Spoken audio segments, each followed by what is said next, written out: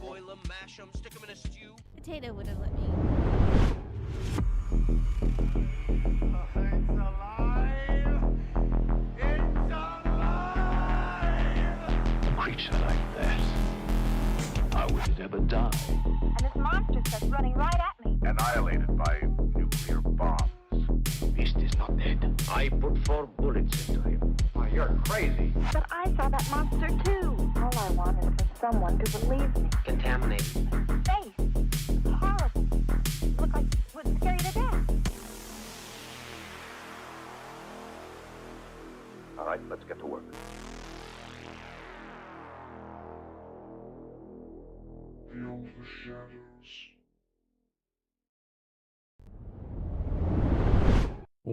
Worlds. I saw you here. I was just about to say Worlds isn't here. I saw Worlds. Worlds commented earlier. Oh, did they? Yeah. Oh, shoot. I didn't even see it. I was scrambling. I had to fix a thing. Hold on. Let's do this. Somewhere in the forest of Northern California, 2 men on horseback claimed they encountered something that should not have existed. One grabbed a handheld camera and filmed just under a minute of footage.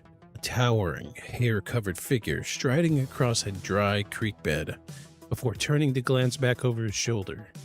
Nearly 60 years later, that short clip remains one of the most analyzed pieces of film ever captured. Was it an elaborate hoax, an undiscovered species, or the closest humanity has ever come to documenting Bigfoot? Tonight, we're following the evidence from the famous Patterson-Gimlin film, the DNA studies, and the latest modern investigations to find out if the legend of Sasquatch can finally withstand scientific scrutiny. Going to be very scientific. So yes, this week on the podcast, we are discussing Bigfoot, the Patterson. Hello, beautiful people. Hello. Hello, beautiful worlds. Hello, worlds. How are you? Woohoo. So glad you're here. Yeah. Been on and off chatting with you all day. Almost, if I had just a little bit more time, I would have seen if you wanted to play some Valheim today, but it was just too close to cut it. I know right about the time we would have got going, we would have had to shut down so I can get ready for the show. Yeah. So maybe This next also week. has a hard time coming off of that once he starts it. So Yeah, if he wants I to be do. on it like for hours. I do. I love Valheim. Welcome, friends. Welcome, YouTube landers. I'm assuming that's James. How you doing, James? Welcome. I've been poorly all day. Oh no. Well, we're glad you're here. Yeah, thank you for coming to join us even though you felt poorly. I'm looking to see if anybody else popped in. I think we just got some. It's just us Worlds and James over in YouTube land. Welcome, James. That's right. Tonight we are discussing Bigfoot, the Patterson-Gimlin film. You guys cure any ill. Which we do. We try. We really do. Try very hard. I've been trying all weekend with poor Victus, but he's been feeling kind of poorly all weekend too. Between I had an ear infection and something going on with my throat at the same time. Right now is the best I've felt since like Thursday. Because you you're gonna hang out with Worlds and Yeah, because I knew there was going to be this Hello. crazy investigation. James, how you doing? Glad you're here. I knew there was going to be this madhouse investigation tonight, and a piece of me maybe just didn't want to do it. I don't know. I'm still on the fence about Sasquatch and Bigfoot in general. I said all the way from season 1 that there were like certain cases I didn't want to do because they had just been like beaten to death, and like what else can you say about it? And I'm like, surely if Bigfoot is real, we'd have some better evidence by now. But Hi, James. oh, TTS is super hot tonight. Wow. We're gonna have to turn that down just a little bit. I thought that seemed a little loud. That's okay. We can adjust these levels. No big deal. But yeah, Bigfoot was one of them. I said I'd never investigate. I listened to the Bigfoot Parapod today. Oh yeah. Oh, I bet you did. Thanks for sending me that. I don't know who, but somebody back in like season 1 recommended Parapod to me. And I did listen for a little while. I don't remember what I listened to, but I do remember listening to Parapod for, I don't know, 15, 20 episodes or something like that. It's not easily accessible here. I don't know why. So I was having to find repositories of it on the interwebs and listen via the browser. But what I did listen to was good. And I was listening to that before I picked up on doing the podcast. So maybe a tiny piece of me is inspired by Parapod. But yeah, we're going to have some fun tonight. Let's see. What else did I need to say tonight? Hi, worlds. But yeah, Bigfoot was one of them that I didn't want to investigate. Chupacabra was one I didn't want to investigate. Ironically, Mothman was one, but I did it anyway because I love Mothman with all of my heart.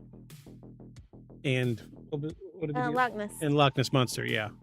The Loch Ness Monster was another one that I just didn't want to do because everybody does it. Everybody talks about it. You know, it's been around forever. I feel like you've done enough episodes of other things that it's not like you just tried to like ride that into the, Yeah. paranormal land. I think it's, we're about to that point where I think we can do these episodes that I didn't want to do before. Yeah. We are, after all, professional paranormal investigators. Yeah. And this is what we Why do. I wore my best robe. Yes. In case you couldn't tell, we have special shirts on tonight, but we didn't want to show them off quite yet. So we're both layered up. I am very warm in just another button-up shirt over this t-shirt. I'm comfortable. I know you are. Yeah, I actually moved the fan under the desk. So now it's just pointing at me constantly. I feel okay. It could be about 25 degrees colder. Hello, everyone. Yeah. Blip. Hello, Blip is Blip. here. All right. Welcome in. So glad you're here. So glad you're here. I was wondering if you're going to show tonight. Yeah, because everybody's favorite Bigfoot. Hold on. Let me situate myself here. Everybody wanted Bigfoot. Everybody had to have Bigfoot.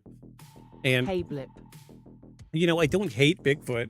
It's just, it's been beaten to death so many times. I mean, what else can we say? We'll see. We'll see what else we can say about it tonight. A big old foot. That's a Bigfoot foot. We actually have emotes, Bigfoot emotes. Hold on, let me find them. I don't use them a lot. I should use them more. Just one Bigfoot emote. Yay! And I did fix. Doing all the classics. Yeah. I guess it's okay, right? Like, we still talk about UFOs, and clearly we don't have much evidence to prove UFOs exist, but yeah, there's just You the best. Yay! freaking you the best. Do you guys remember that? Just remember that. We're gonna come back to the you the best part. That's foreshadowing. Unintentional foreshadowing. Unintentional foreshadowing. Yeah, it wasn't by my hand, that's for sure. But we're gonna have some fun tonight. Welcome everybody. Glad everybody's here. Yeah, there you go. There's the great Bigfoot emoji or emote. I kind of like the eyeballs. Ooh, yeah, they're moving. They see you. Oh, geez, I shook the whole desk. Yeah, my whole desk wobbles. Cheap Amazon desk. It works though. So yeah, welcome everybody into the show. This is season 3. Episode 27. We're on the downhill side of the halfway point here. And tonight we're discussing Bigfoot, the Patterson-Gimlin Film, DNA and the Modern Evidence. Welcome, everybody. I am Victus. I'm Hazel. Good morning, good evening, good night, wherever you are in the world. Welcome. This is Beyond the Shadows podcast. We are your personal, professional paranormal investigators, and this is the greatest paranormal podcast in the world, as long as you don't fact check it, where we record a live show, one take, no edits, and together we're going to examine one of the greatest unsolved mysteries in modern history. Tonight, we're putting the legend of Bigfoot under the microscope. We'll revisit the Patterson-Gimlin film frame by frame, examine decades of footprint evidence, look at controversial DNA studies, and explore the newest technology investigators are using in their search for Sasquatch. And by the end of the episode, we'll ask the same question as always. Is this bullshit, or is this legitimately paranormal? Hazel, how are you doing this weekend? I'm doing okay. We've had a very relaxing weekend. Very relaxing. 2 naps. Yes. So many naps today. It's been really great. I stayed up way too late last night again. I was just up randomly in the middle of the night, but that's different. But then I got to nap today. I got to nap yesterday. Yeah. We had amazing desserts yesterday I made cheesecake. made. Yeah, and I have like this really weird gluten-free, dairy-free concoction that's like mostly chocolate but delicious. Mostly chocolate. Yeah. That's okay. It's been wonderful. Yes, I've eaten half a cheesecake in less than 24 hours. I've eaten over half of whatever it is I made. So in the instructions for the cheesecake kit, it said cut into 6 slices. So I cut it into 4. That's okay. It was going to be all you anyway, you know? It's so good. I forgot how much I love cheesecake. And fresh cheesecake. It tastes so much different from the frozen shit because I actually made it. Yeah. Very good. No baked crust, which was kind of No baked crust, no bake filling. But I mean, so you asked me how I was doing. I think I'm doing really, really, really well. I'm reading this book right now, Atomic Habits, giving myself some more forgiveness for not achieving things as quickly as I want to. I'm really relaxed. Yeah. That's important. How are you? We got some stuff done today. Yeah, I'm doing okay. Very grateful for the 2 days off in a row that I had because they were the 2 hottest days of the year so far. Yesterday, we actually were so hot that I had to bring another air conditioner into the house. Yes, you did. It was... It was like 113. Yeah. Plus, we're dealing with dumb. ridiculous humidity here. Like, it was like 70 or 80% humidity yesterday. Yeah, so 7 o'clock in the morning, I went for a walk, and by 7:45, I was drenched in sweat. Yes, 7 o'clock yesterday. So all night last night, or the night before, up until yesterday morning, it never dipped below 85 degrees. Yeah. It's very, very warm It's here. rough. I'm a winter person anyway, and I don't just say that in the summer. You know I'm a winter person, 100%. And, Oh, I am too. I function way better in the cold. Yeah. You can always put more layers on. Right. But if you're hot, you can be butt-ass naked and still be sweating and dying of heat. Nobody understands that. Nobody at work. But I'm very grateful for the 2 days off I had simply because they were the 2 hottest days of the year and I didn't have to work. Yeah. Because we do not have air conditioning in our shop and it's generally in the 90s in the shop and it is tough. It is tough. It is too hot. This is true. Great. It is too hot. What's the temperature over there, Worlds? I'm just curious. Everybody in chat, you're welcome to ramble off what your temperature is. We'd like to know. We were in triple digits yesterday, and then today was a cool, it was like 70s, mid 70s this morning. You know, that couple climbed the Empire State Building last week. Yeah. In the heat. And I just have to tell you how grateful I am that you don't make me do stuff like that. Because I don't think we could have made it if you made me do stuff like that. Okay, so I wanted to say about that couple that did climb the Empire State Building. They were immediately arrested. Their lawyer immediately bailed them out. It's actually fine here right now, like 25 Celsius. Oh, that's not so bad. But that couple was arrested. They were already married. They did that for publicity. Oh, that's cool. Yeah. I mean, I thought it was neat anyway. That was the whole point of what they were trying to get across. So, Yeah, cool that they climbed up there. I couldn't imagine. I have just thinking about it now. My hands are getting sweaty. Yeah. I can do a certain amount of heights, just not. Yeah, that's much, much too high. I'm not climbing any buildings anytime soon. No. Certainly not doing it in this heat. No. Dressed in all black too. Yeah. Goodness. Next level fitness right there. They were fit. They were in pretty good shape. I could only imagine, maybe I was in that good of shape like when I was 17 or something. I have never been in that good of shape in my life. Well, are you ready to dive into this week's News of Paranormal? Yes. Do it.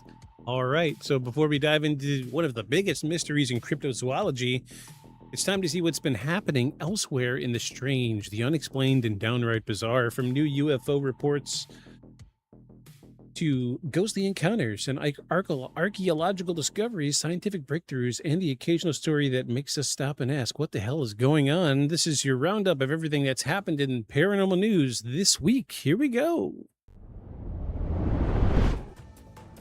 All right, so first up, we have more Pentagon UFO files released. I haven't had a chance to look at these yet, but the Pentagon has released another batch of declassified UAP documents, videos, and eyewitness reports as part of its ongoing transparency initiative.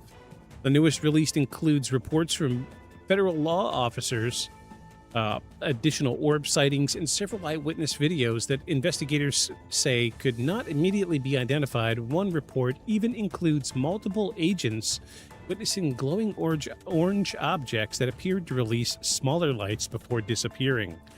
While UFO enthusiasts are excited to see more government files becoming public, many researchers have pointed out that the new material still falls short of proving extraterrestrial visitation. The footage is intriguing, but like previous releases, it raises more questions than answers. World UFO Day sparks calls for greater transparency. July 2nd marked World UFO Day. I didn't know that. And organizations around the world use the occasion to renew calls for governments to release additional information about unidentified anomalous phenomena. That's a tongue twister. Yeah, right. Supporters argue that decades of secrecy have only fueled speculation and that the public deserves access to historical records surrounding unexplained sightings. Whether these efforts ultimately lead to meaningful disclosures remains to be seen, but public interest in UFOs continues to grow, especially following recent government releases and increased mainstream media coverage. And the Dayton UFO Conference returns. One of the largest annual UFO conferences in the Midwest is returning this month, bringing together researchers, investigators, experiencers, and skeptics for a weekend dedicated to unexplained aerial phenomena. The event will feature presentations covering government disclosure, witness testimony, historical cases, and the latest developments in UAP research. Events like this continue to demonstrate that interest in UFOs isn't fading. If anything, the conversation has become more mainstream than it has been in decades. The debate over the new UFO files continues. The latest Pentagon document releases have sparked an interesting divide. Some researchers believe the government is finally becoming more transparent, while others argue the files contain little that wasn't already known or previously reported. Skeptics have pointed out that many of the videos remain too ambiguous to draw firm conclusions and caution against treating every unidentified object as evidence of extraterrestrial technology. It's a reminder that unidentified doesn't necessarily mean alien, but it also doesn't mean every case has been solved. Yeah, lots of UAP disclosure stuff happening this week. And finally, Bigfoot interest continues to grow in light of tonight's episode. It's worth noting that interest in Bigfoot shows no sign of slowing down across North America. Investigators continue conducting field experiments using drones, thermal imaging cameras, and environmental DNA sampling and high-quality audio equipment in hopes of capturing evidence that would stand up to scientific scrutiny. Despite decades of searching and incredible advances in technology, no piece of evidence has yet achieved universal acceptance. Whether it's because Bigfoot doesn't exist or because investigators are searching for something exceptionally elusive is exactly what we'll be exploring tonight.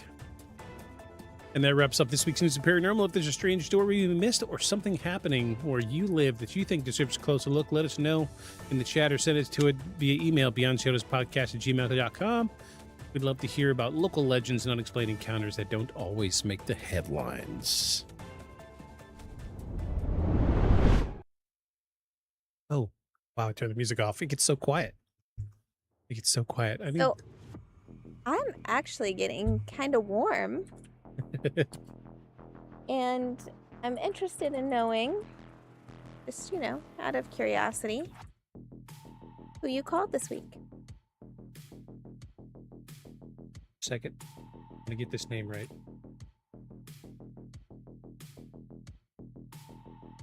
Despite him being dead, I contacted Roger Patterson. Well, that's the benefit of this phone, remember? Yeah, that's the magical phone back here. It does contact the dead, so we're lucky.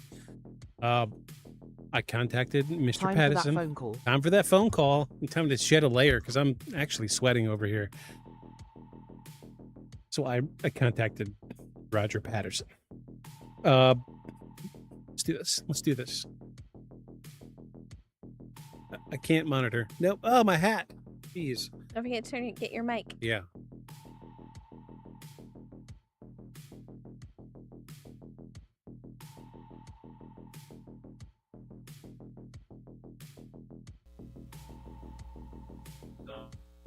I call Mr. Patterson, the original guy who filmed the original footage, the one everybody knows of Bigfoot, and we will look at that.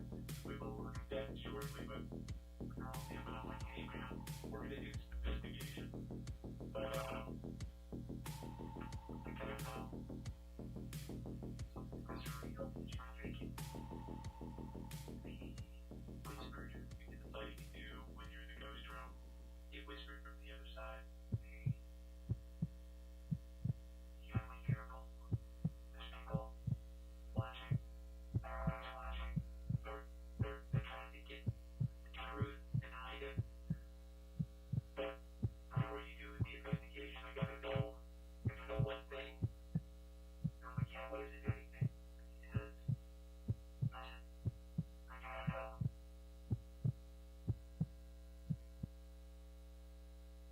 What story you learned today?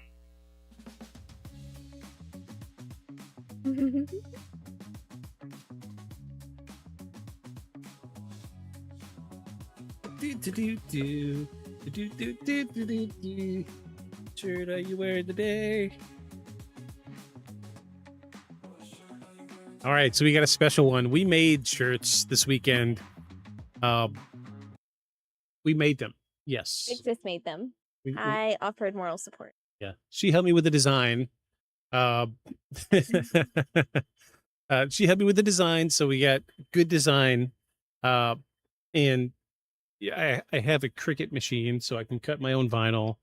I have made shirts for us in the past, and we are that couple that has. We like to go out and wear matching clothes. We have the same vehicle. Yeah. Uh, Same color. Yep, exact same color, just a 2-year difference. Yeah. Mine's a little newer, but same we vehicle. we have matching shoes. Yep, we got matching shoes. So we made special shirts just for tonight because it was a holiday this week. For those of you that don't know, 4th of July is an American holiday. So I did the number crunching, and I have to order by Tuesday to get stuff delivered here. And I couldn't find one that I really liked. And I've been saying for months now that I wanted to have shirts for the podcast. So I was like, this is our chance to kill 2 stones with 1 bird. And are you guys ready? We don't have a drum roll sound effect, but drum roll, please. Here we go.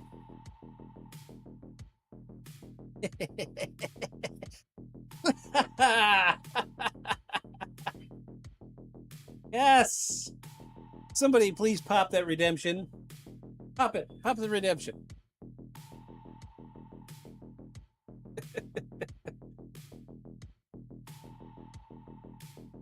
I gotta get that. Yay, Get out of that elbow. layer. Is killing me. The Oh, thin- nice. I will do the. You the best. You the best. We got to double you the best. You the best. Yeah, so it's how perfect is that? How perfect? There we go. You the best. Hell yeah. You the best.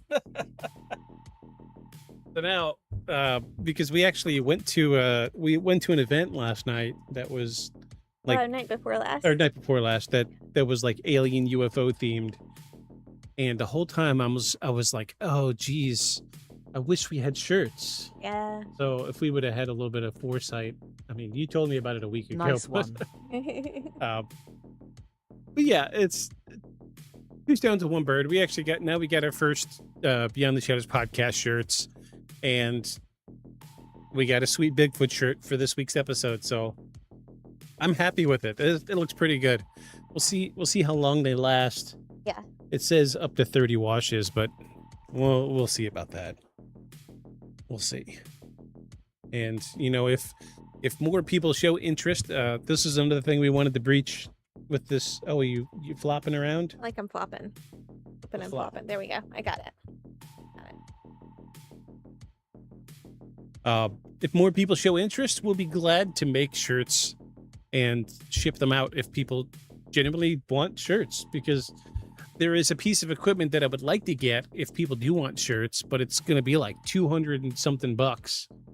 I would love to make shirts and send them out to the people that love the show, but realistically, we don't have a whole lot of viewers. We average like 40 views a week, so but if enough people wanted the shirts out of those 40 a week, we would definitely do it. So, but...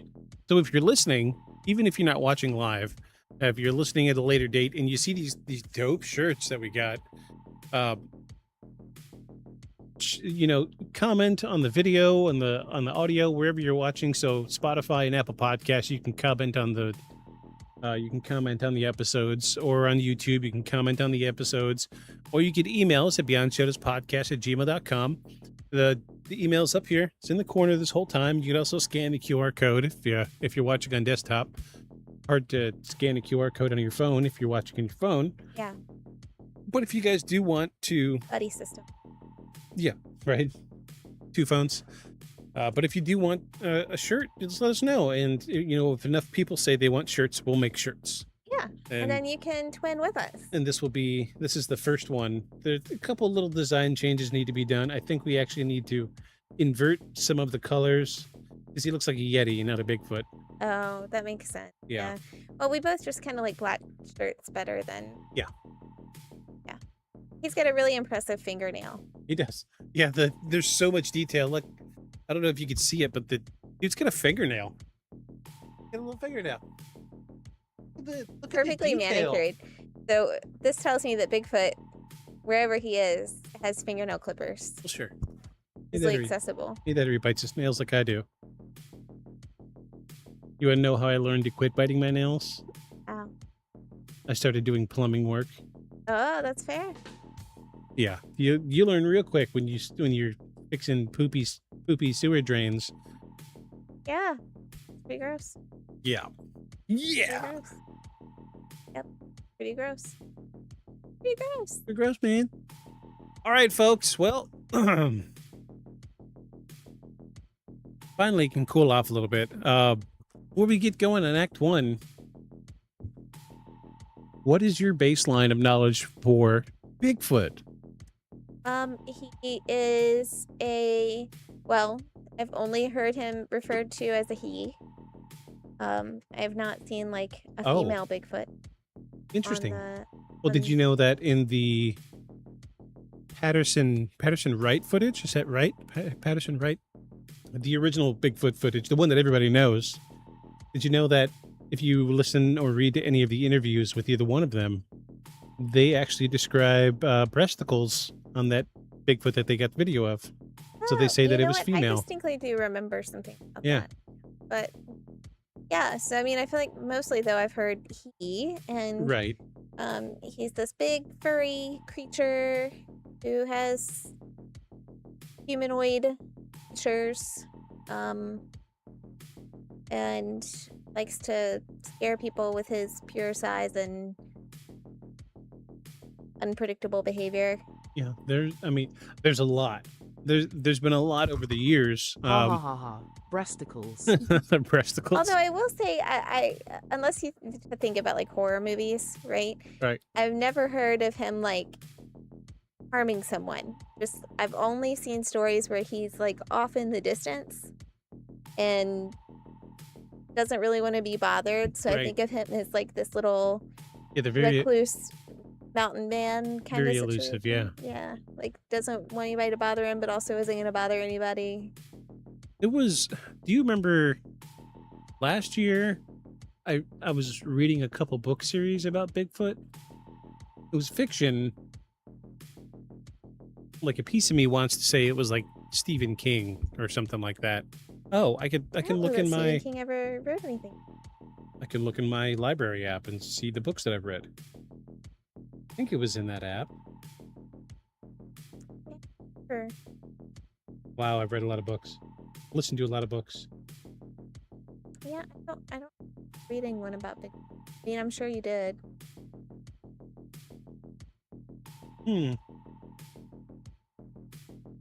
Just barely got like pieces of the title in my brain.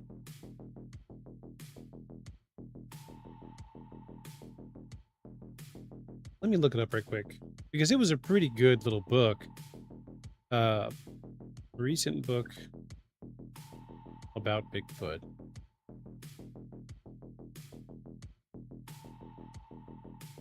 Can't think of anything else that I've really established in my mind about Bigfoot. I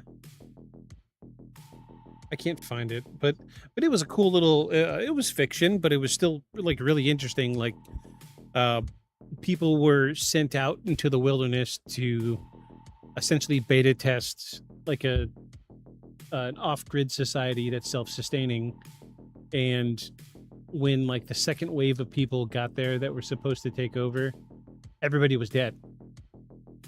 And come to find out, it was like smack dab in the middle of Bigfoot territory. And yeah, like a whole family of big feets. Oh. Big feets, is that right? And see, that's another Bigfootses? thing is I've never heard it described as a family. I've only ever heard it described as one lonesome guy Right. wandering around the woods. There has been some reports of like family systems. We've seen some of that in the past. We actually talked about it back in season 1. If y'all remember our rapid fire episodes back when we were watching videos trying to decide if they were paranormal or not, there was a few of them that were like clearly children with adult figures, and there was a lot There's of lots of scary Bigfoot stories from Pacific Northwest area. absolutely, yeah, there are. But there have been reports historically about family systems, but then, you know, the flip side of the coin, there's also been lots and lots and lots of reports of just one. And a big prevailing theory is that they are like trans-dimensional, that they could blip in between Hey, see what I did there? They could blip in between dimensions or parallel realities because there have been reports of them like passing behind a tree that's this wide and never coming out the other side. And, you know, things like the Bridgewater Triangle come into play. If you go back, I think that was season 2. I can look that up right quick. I have a spreadsheet now. Pretty sure it was season 2.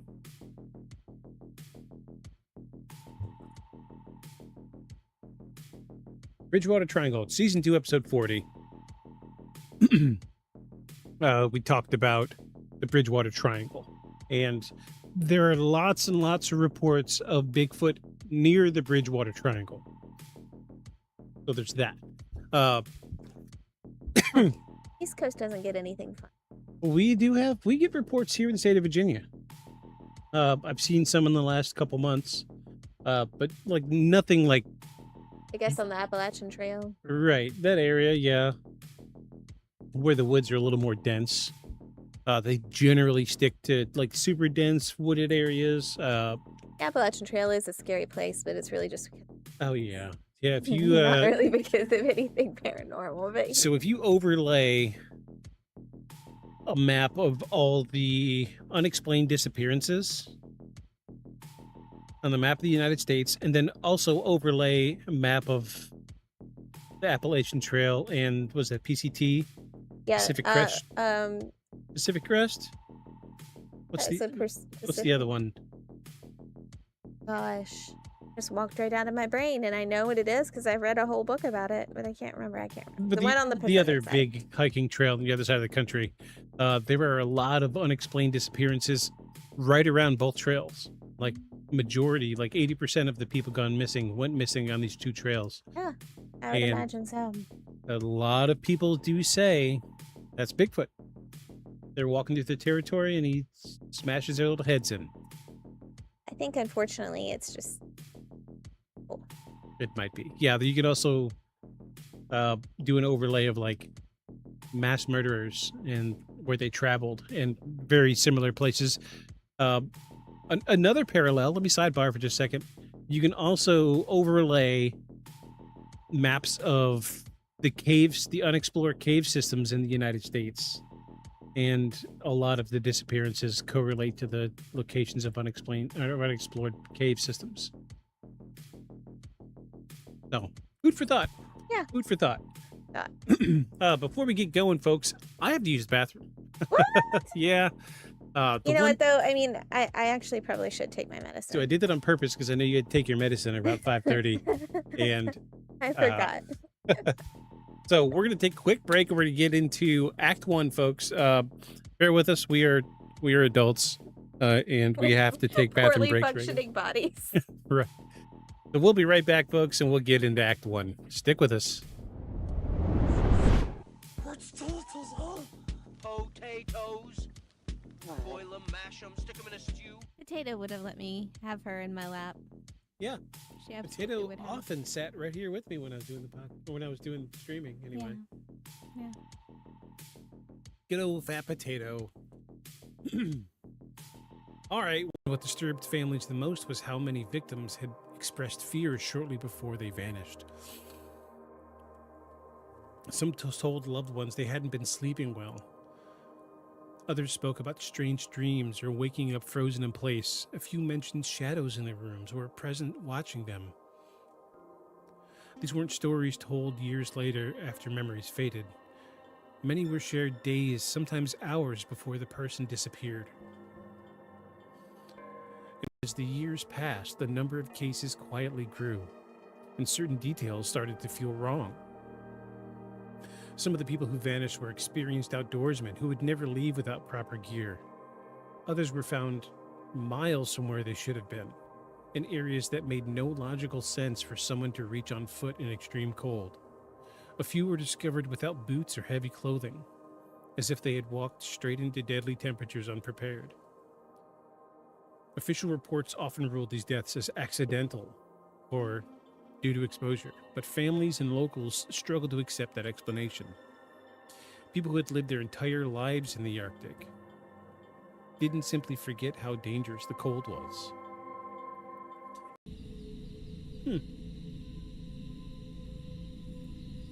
Super weird. Okay, let's go back to this. I want to nitpick. I want to poke this shit. I want to... Something didn't jive here with me, alright? Let's zoom in on this. Let's do like a mega zoom.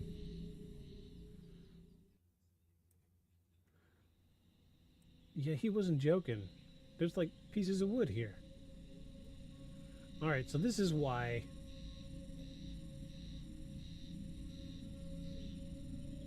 the information didn't jive with me. So yeah, I'm definitely seeing like pieces of balsa here. Look right there. That's a round piece of dowel balsa, like similar to what you'd see in kite making. Also like older, like mid to early 1940s model airplanes would be made out of this stuff. Balsa is very light. Yeah, this really just looks like paper-backed aluminum foil. No, it wouldn't be aluminum foil because I don't think aluminum was found back then. Tin foil.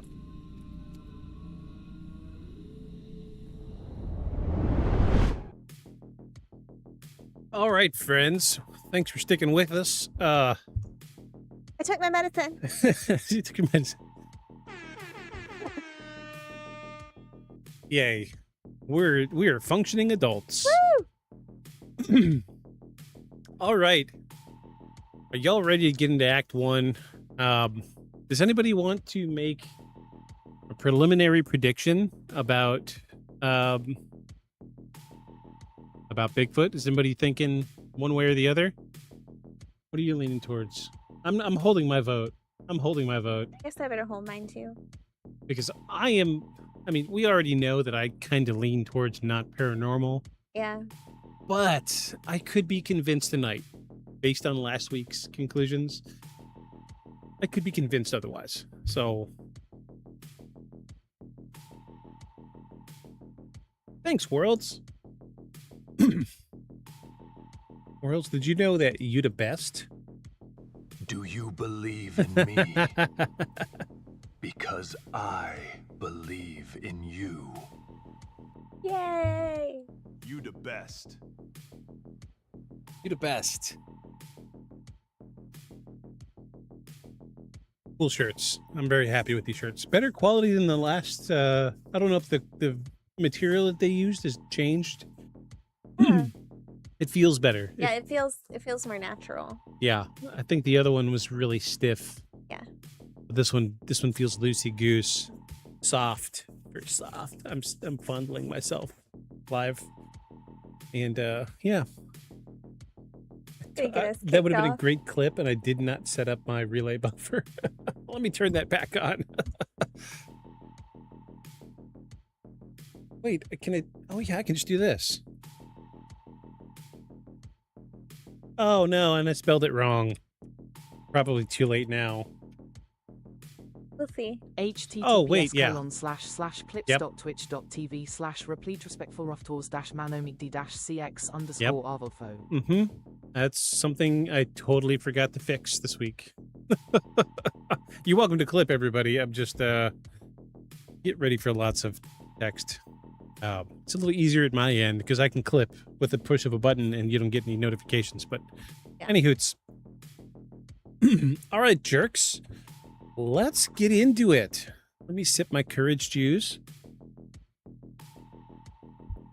I got the candle lit. Now we got some smell good going on in here. Are you ready for Act 1? Yes.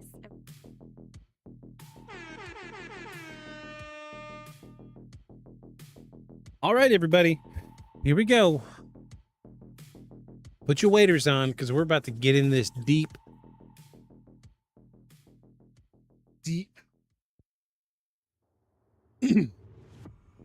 This is Season 3, Episode 27 of Beyond the Shadows podcast. Tonight we're discussing Bigfoot, and this is Act 1.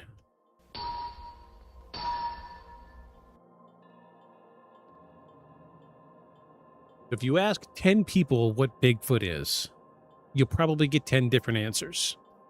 Some would tell you it's an undiscovered species of great ape roaming around the forests of North America, but others believe it's a relic hominid, a distant cousin of humans that somehow survived the modern age. There are people who insist Bigfoot is paranormal, capable of disappearing at will or moving between dimensions. And then there are those who believe the entire phenomenon is nothing more than a collection of hoaxes, mistaken identities, and overactive imaginations.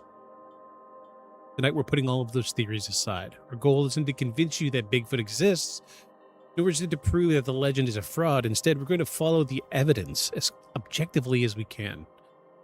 And we'll start long before the famous Patterson-Gimlin footage. Examine the event that made Bigfoot a household name. Look at the scientific attempts to verify the creature's existence, and finish by asking whether the evidence is compelling enough to justify believing that something unknown still walks the forests of North America. And to understand why two men found themselves riding horseback through the wilderness in Northern California in 1967 carrying a movie camera, we first need to understand that the idea of Bigfoot didn't begin with them. In fact, it didn't even begin with European settlers. For thousands of years, indigenous peoples across North America have told stories of a large, hair-covered beings living deep within the forests and mountains. These traditions appear in culture stretching from the Pacific Northwest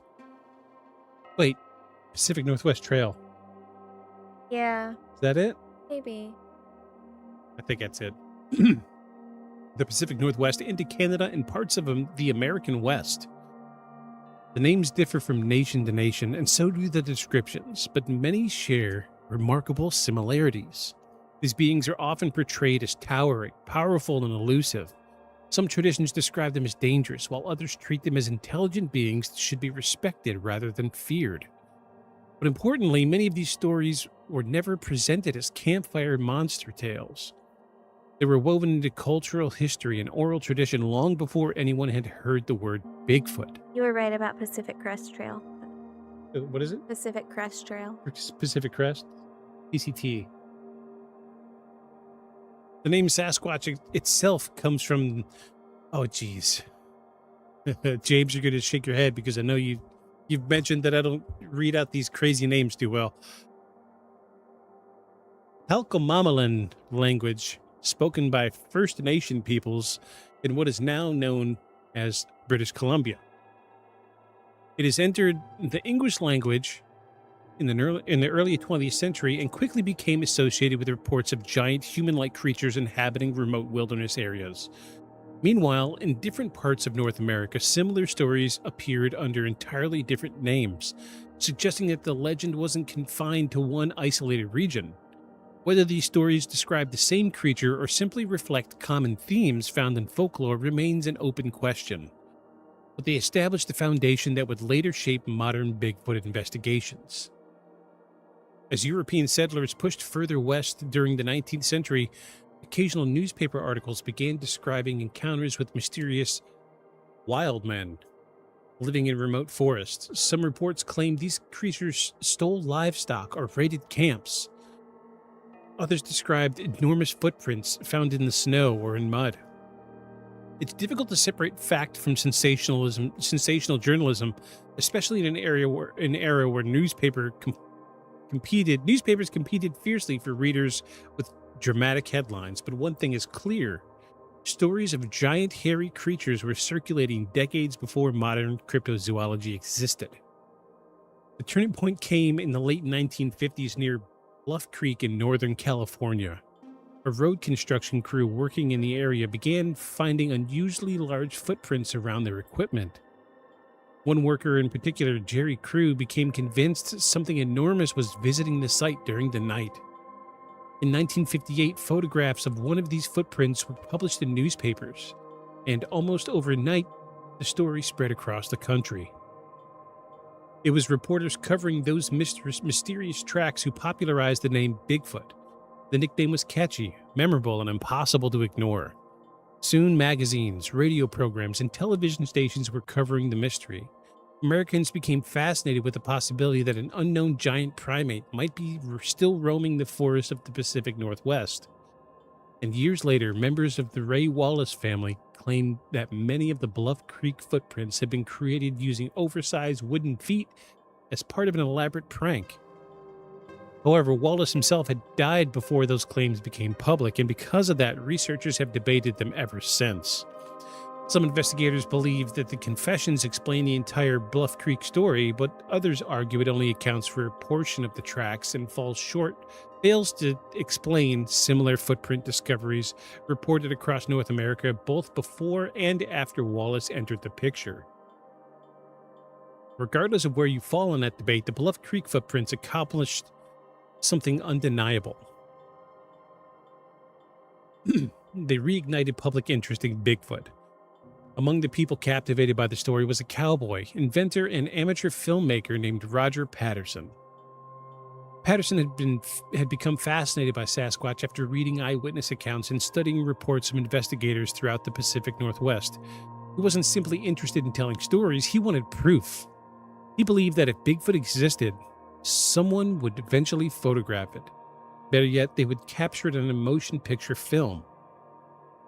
Patterson even wrote a book outlining his thoughts on the subject and spent years organizing expeditions into areas where sightings had been reported. And by the fall of 1967, Patterson had convinced his friend Bob Gimlin to join him on yet another trip into the forest surrounding Bluff Creek. They packed horses, camping supplies, and rented a 16mm Kodak movie camera. The plan was simple: spend several days searching an area already famous for unusual footprints and eyewitness reports. Neither man could have imagined that before the trip was over, they would record less than a minute of film that would become one of the most controversial pieces of footage ever captured. Nearly 6 decades later, scientists, filmmakers, anatomists, special effects artists, and skeptics are all still arguing over what that camera recorded on an October afternoon in the California wilderness. And that is where our investigation really begins.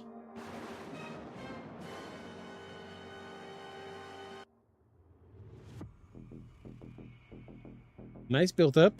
Nice build up. Yeah. I do want to say, spirit of transparency and full investigation here. There were unconfirmed rumors. So after, I think Patterson died before Gimlin did. It might be the other way around. I forget who died first, but whoever died first, the guy that was still alive, told people that they were actually out in the woods making a movie about Bigfoot. Unconfirmed, but it's out there. People talk about it today. I've seen the reports. We don't have like a recording of it. It's like secondhand reports from the family of the surviving of the two. But I'm just letting you know. Yeah. We try to be as transparent as possible. We're looking at this through a realistic lens. I'm scrutinizing this shit because we all know I'm not a believer of the big feats. Yeah. Even though clearly he's a part of the lexicon here in the podcast. Hell, the points everybody gets for watching live on Twitch are called big feats. Oh, that's funny. Yeah. Yeah. And so if you go to, see big feats. Yeah. See. I see. So if you had enough big feats, you could do something like this. It's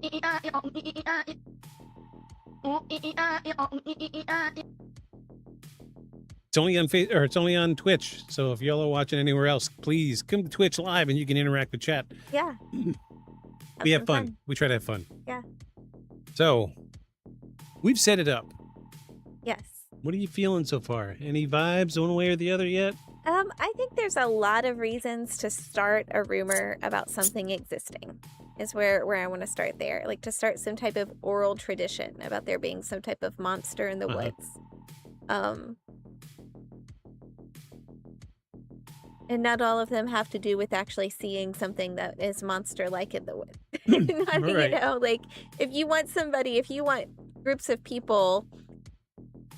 Now, of course, today we know that might actually cause the opposite effect. You might have more people coming to look. But back when the time that this originated, that might be a way to keep people from going there. And, walking all over your area. Yeah. Where you hunt and your family lives. And, and I'm just saying there's all kinds of reasons to start a rumor. Also, something big and hairy in the woods could very easily be a bear from far away. Or my little brother. Yeah. So my little brother's name is Josh, but on a couple social media platforms years ago, he used to call himself Josh Squatch. He is 6'8". Yeah. Close to 300 pounds. Big kid. His shoes, he wears like a 17 or 18 shoe. Yeah. Yeah. Size 17 shoe. Oh my God. Poor kid. I wear 14 shoes and I have a hard enough time finding those. I've actually started wearing 13s and squeezing into them. I want to make some big feet and plant footprints now. So that is a trend. There was, especially in the 1940s, there was a big trend of people making feet patterns and then like walking on the beach with them. Yeah. There's, especially here in the state of Virginia, there was some reports back in the 1940s of giant footprints on the beach, and it come to find out it was just it was an eccentric artist guy in the Virginia Beach area that he would just strap these big wooden feet onto his shoes and then walk the beach in the morning. Good for him. That's awesome. We see a lot of that, and excuse me, but that doesn't you can't outrightly dismiss the entire case because people are hoaxing it. Immediately my thought pattern goes to, well, what started this, right? So we have indigenous populations all the way up in Canada. They were the first ones to say there's a giant hairy creature in the woods, but we Right. respect him. Right. So, Which again, I'll say there's all kinds of reasons to start that story. right, but well, let's look at the flip side of this coin, and something that gives a very strong argument is extraterrestrials.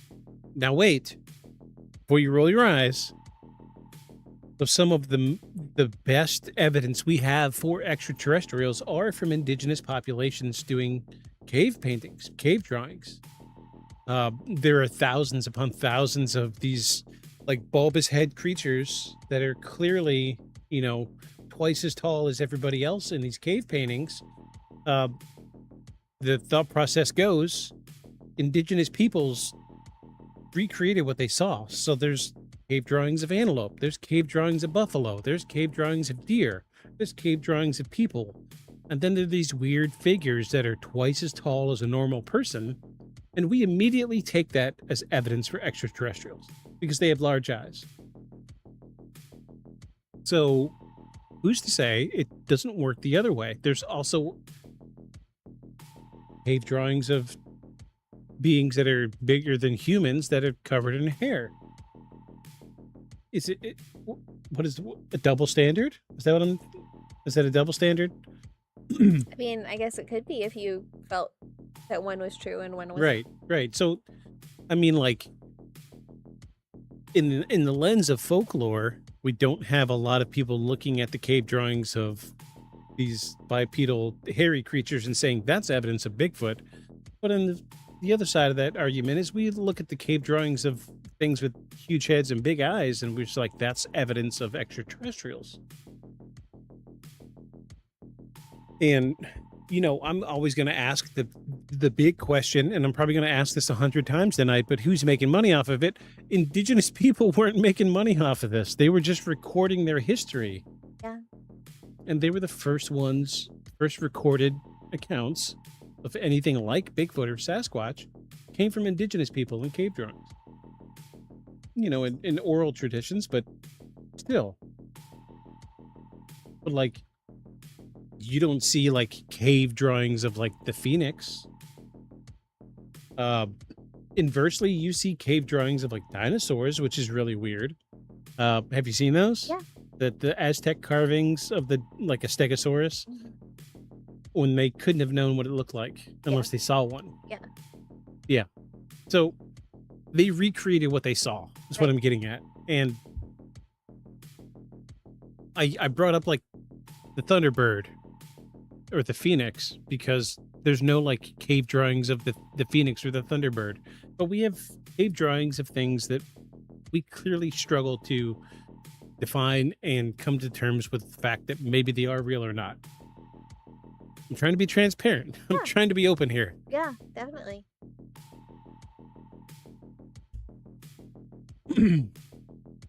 All right. Well, you ready for Act 2 then? I'm ready. Ready.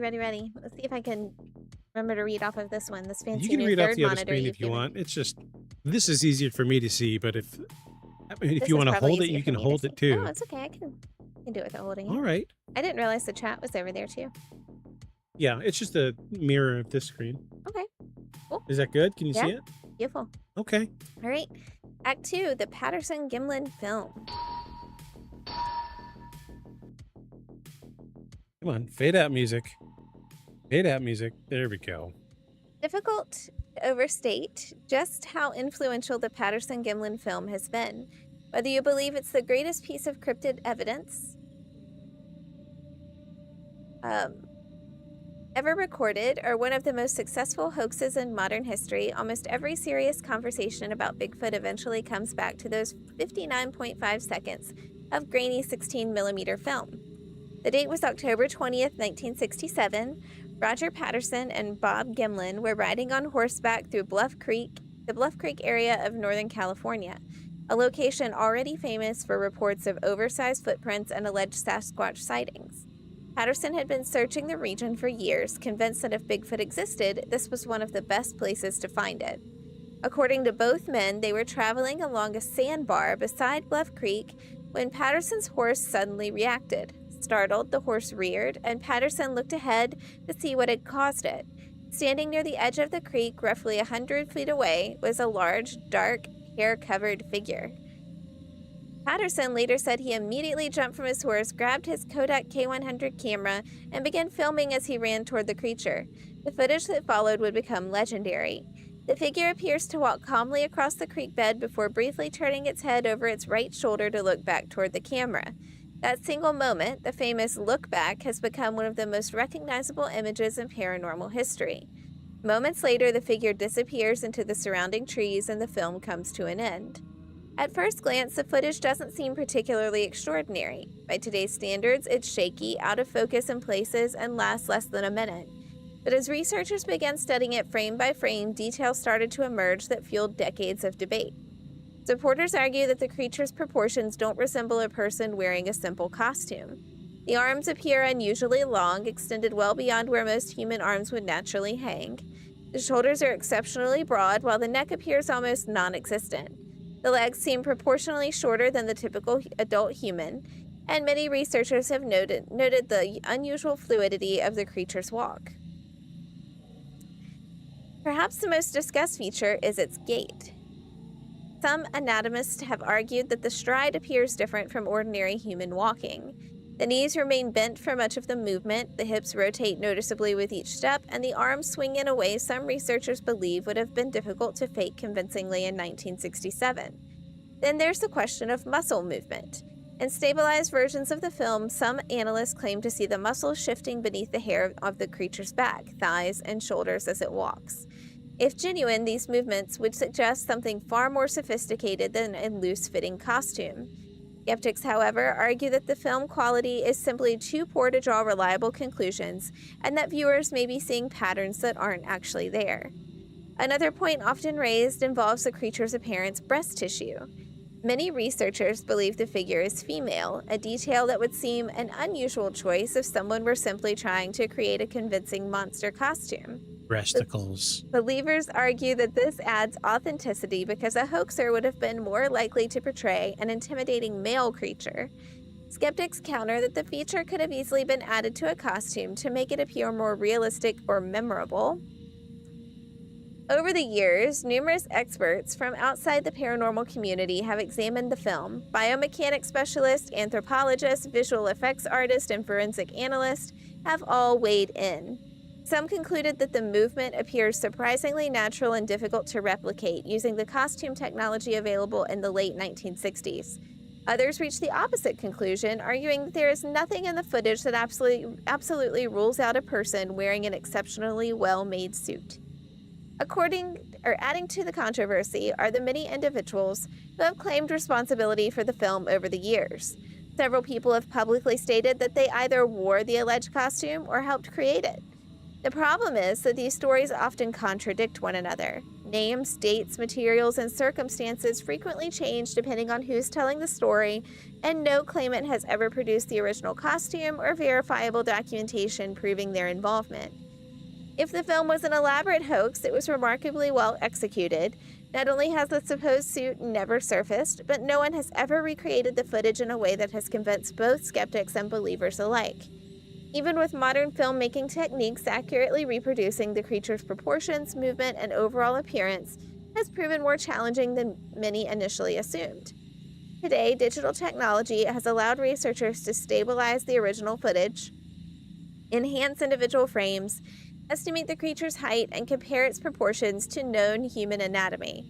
Yet despite the decades of increasingly sophisticated analysis, experts remain deeply divided. Some see compelling evidence of unknown primate. Others see an iconic example of how expectation and belief can shape our interpretation of ambiguous evidence. Nearly 60 years after it was filmed, the Patterson-Gimlin film still occupies a unique place in the Bigfoot mystery. It has survived scientific scrutiny, public skepticism, countless documentaries, and endless debate without ever being conclusively proven authentic or conclusively exposed as a hoax. And that certainly is exactly why the search didn't end at Bluff Creek. If the film couldn't settle the question, perhaps science could. Researchers turned to something far less subjective than eyewitness testimony or blurry footage, physical evidence, hair, footprints, tissue samples, and eventually DNA.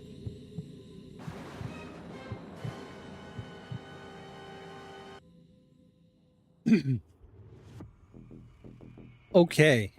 So imagine being one of those experts, right? And like Yeah. your field is all these other different things. Like you're an anthropologist, for example. Mhm. And you're given this project and you are paid to decide if this is real or not. Like imagine. I can't. I'm doing it for free. So yeah, we've all seen the Patterson-Gimlin film. I know you have. I don't remember it. The original Bigfoot footage? I know, I don't remember. Let me see if so we have a treat for everybody tonight. Let me I want to show the original footage.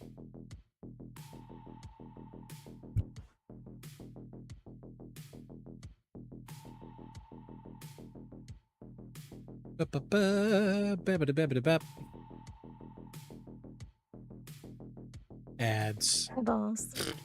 The eyeballs in that ad.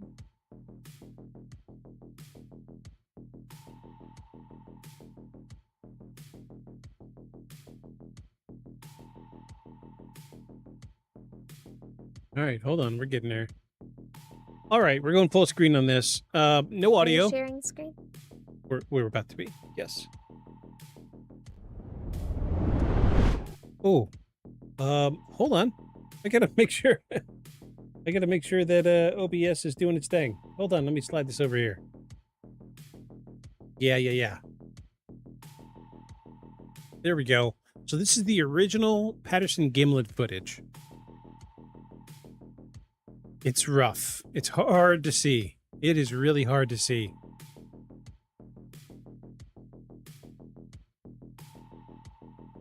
However, through technology today, we have been able to do something amazing. We have been able to filter this with AI and completely stabilize that footage. Have you ever seen the stabilized footage? No, but I don't trust it. That's why I don't trust it. Well, I mean, AI because I say AI because it's the shaking. Once you set a focal point and like you can, let me switch this screen here. Once you set a focal point like the log or one of the trees in the backyard or the background, you can use that as stabilizing. I can do this with the video editing software that I have on the computer, but it does take AI to do it. Don't immediately distrust it. I just want to say, just because it's AI doesn't mean that it's not trustworthy.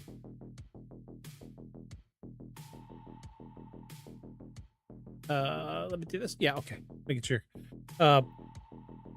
This is stabilized, so it takes the shake out. And a lot of people I know that have seen the Patterson-Gimlin footage haven't seen this. So if you're watching or if you're listening at a later date, you can switch to the app and you can look at the video. Apple Podcast and Spotify both do this. So you can see the video. This is really, really good video. So this is the original Patterson-Gimlin footage, but stabilized. You ready?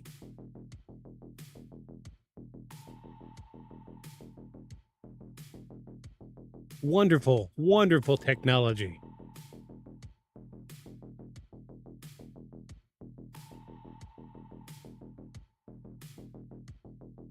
It just looks incredible. It's amazing. And because it was used in the right way, it doesn't look fake, right? So this is very, very similar. I don't agree with you. Well,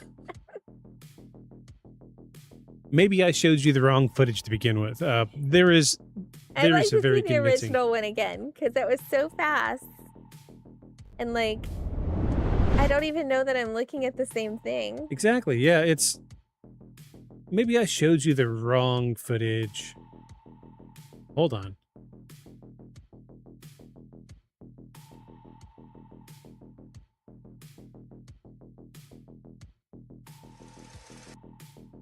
Oh, okay. Oh, this is all of the footage. Ooh, do you want to watch this? So this is everything leading up to... Okay. Yeah, let's watch this. Let's go full screen. What? Go away. All right, so this is the original, like, unedited 3 minutes. I'm hoping, I'm hoping nothing crazy comes up, but this should be the unedited footage.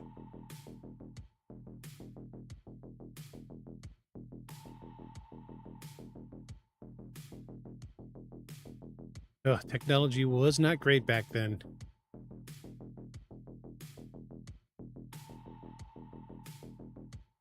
Aren't you glad we have cell phones now? This was peak 1967 technology.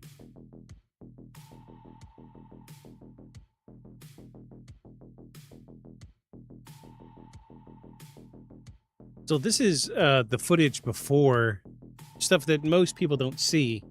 Yeah.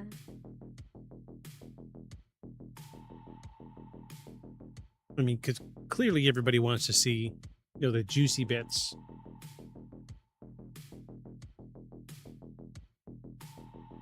Oh, Geeks Paranormal, I just saw you popped in. Hello. Glad you're here. We are so glad you're here. Sit, stay well, and listen. We're talking about Bigfoot tonight. We're watching the original Patterson-Gimlin footage. This is the stuff that usually most people don't see. This is what was on the roll of film before the actual footage was captured. It looks beautiful, isn't it?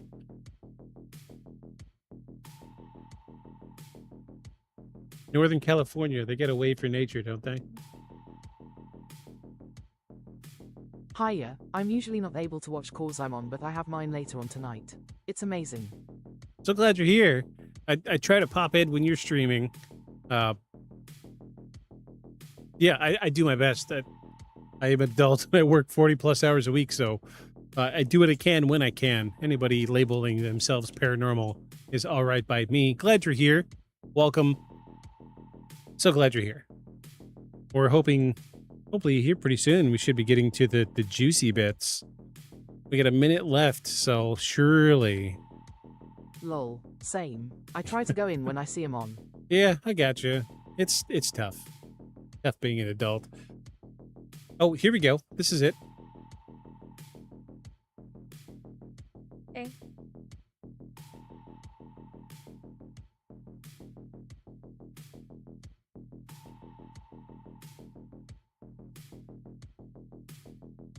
Ah, that's where the stabilizing part comes in. Okay. Yeah.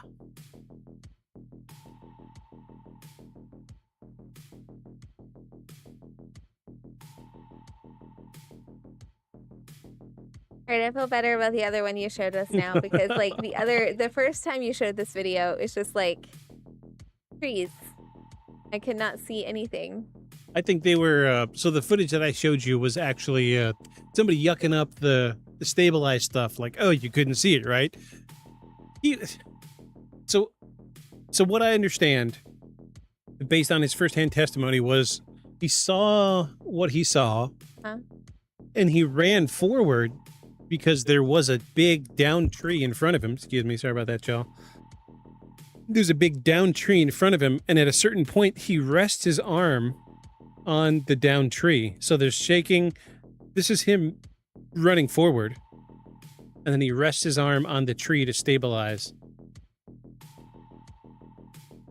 And I'm going to tell you right now, I have the exact same camera downstairs. Of course you do. Of course I do. I'll bring it back after. Yeah, they were putting something around it so people could see clearer. And this is one of the only amazing footages of this. Yeah. And it's a woman. It When is. it's stabilized, you can see the boobers. The boobers, that we call them breasticles here. That's a good name too, though. So now you've seen So yeah, he runs up, rests his arm on. So any photographer worth their salt knows about stabilizing. You got to rest on something. He ran up, rested his arm on a down tree, and was able to capture this amazing footage. Let's shift back. So I have a question. Yeah. If you were in the woods looking for Bigfoot and you saw this creature, you were on a horse, and you decided, like, what would you do if you saw this creature? Would you get off the horse and run towards it, videoing it the entire time? Or would you turn and go in the other direction? What I would do? I would run forward, personally. But if you... Yeah, I'd be scared for my horse. Exactly. What if they eat horses? Yeah. I'd run towards it on foot. But if you noticed in that footage before, there was lots of footage of the other person with him. So I'm assuming that was Gimlin on the horse, walking his horse. So he was already on foot, and he was getting panning shots. Gotcha, okay. So he was already on foot. Gotcha. Now do you want to see the stabilized footage? Yeah, let's do it. Get out the lasso. Yeah, right. Yeah, so look, did you see the boob? Did you see the breasticles? No. Did you see him? To be fair, I wasn't really looking for it. But... Oh, okay.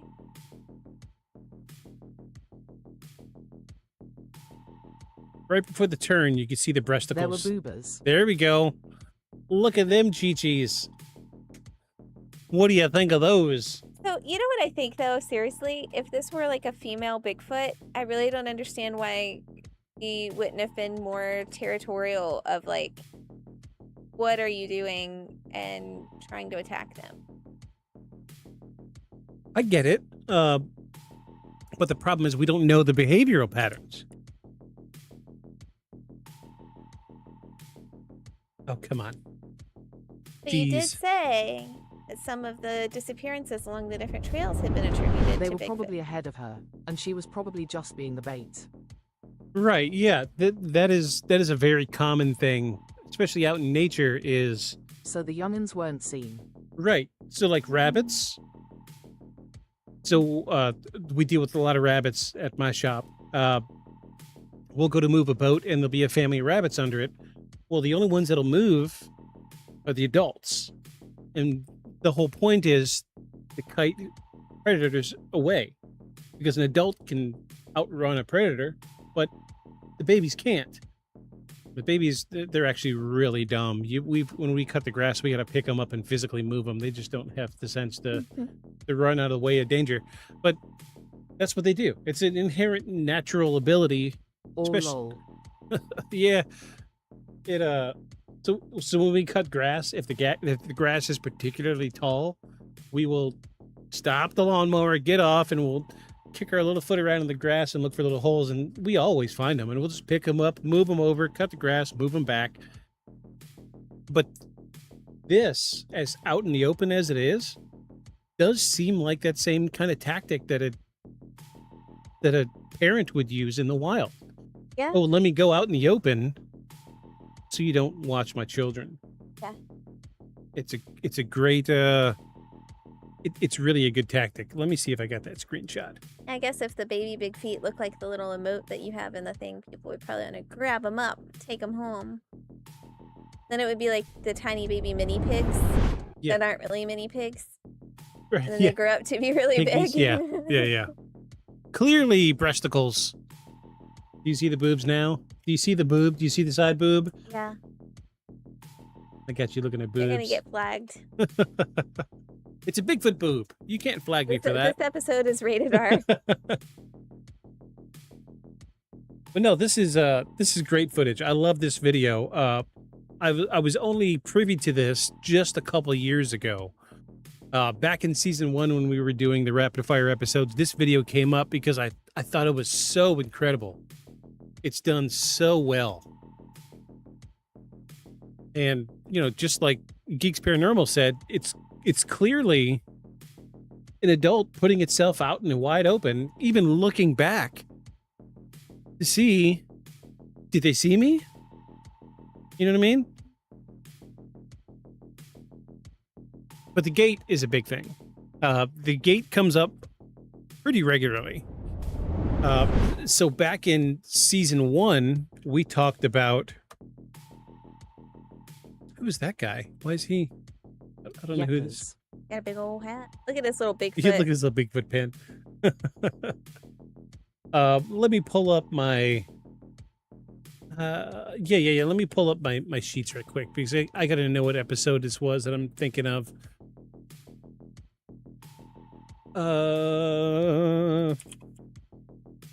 Skunk Ape. So back season 1, episode 14, we talked about Skunk Ape. And there was a piece of incredible footage of the skunk ape crossing a marsh. And I can bring this up because I do believe that the skunk ape was real. Ironically, because I don't believe Bigfoot's real. But it's a regional variation of Bigfoot, I'm sure. But the skunk ape footage that we looked at, this thing was walking through a marsh knee deep into water and was moving just as fast as the footage in the Patterson-Gimlin footage. So you got to think, have you ever been in Florida? Yes, but I was very young. I was like probably 8 or 9 years old. So if I say Everglades, do you know what type of topographical area I'm talking about? Yes. So it's like a marsh. It's water on top of mud, on top of dirt. You know, it's soft and gross. The water might only be 12 inches deep, but you can't walk through it. As soon as you step in it, you sink. Yeah. The skunk ape footage Swamp that we looked lands. at, yeah, it's a swamp. It's essentially a swamp. The skunk ape footage that we looked at in season 1, episode 14, this thing was moving as fast, if not faster, than in the Patterson-Gimlin footage, but it was in knee-deep water in the Everglades. And that was a big caveat with this footage was, look at the gate. The gate doesn't make sense because if you're walking through an area of down trees like that, so these are very, very old down trees. You saw they were all white. Yeah. Which means they're on the way to being petrified. They've been down for a long, long time. Have you ever been around trees like that before? Yeah. So you know, like they're sharp. They're very sharp. You could brush up against one and cut yourself pretty easy. So if you and I were to traverse that type of landscape, we would do it slowly because we don't want to accidentally brush up against something or stab ourselves. Did you see how fast he was moving? Yeah. She was moving, excuse me? Yeah. She was moving at a brisk pace. Yeah. I could not move in that landscape that quickly and that effectively, unless I lived there, of course, but Yeah. I mean, think about how unstable the footage was leading up to him leaning on the log. Yeah. That was him taking like 5 or 6 steps forward, and he was dodging branches, whatever, rocks. It was a dry creek bed is what they were in, so there was also rocks and boulders there. Yeah. There's a lot of things you got to take into effect, and this was one of the reasons I said that the skunk ape was real, because I've been to the Everglades. I've seen the type of topography that they have there. No human can walk through the Everglades in knee-deep water and move at that brisk of a pace. Simple as that. Simple as that. Simple as that. I wish I still had that footage because it was phenomenal footage. Sadly, I lost all of season 1, all of my backups. When our server went down last year. Yeah, that's a sad day. Still have that hard drive sitting over there. I'm scared to overwrite anything just in case. Yeah. But we did get a lot of 90% of the stuff back. I lost all of season 1, but any hoots. Yeah. Great footage. The stabilized footage really kind of drives home the concept of what we're looking at. Clearly can see what's going on. It does make it believable. But the flip side of that is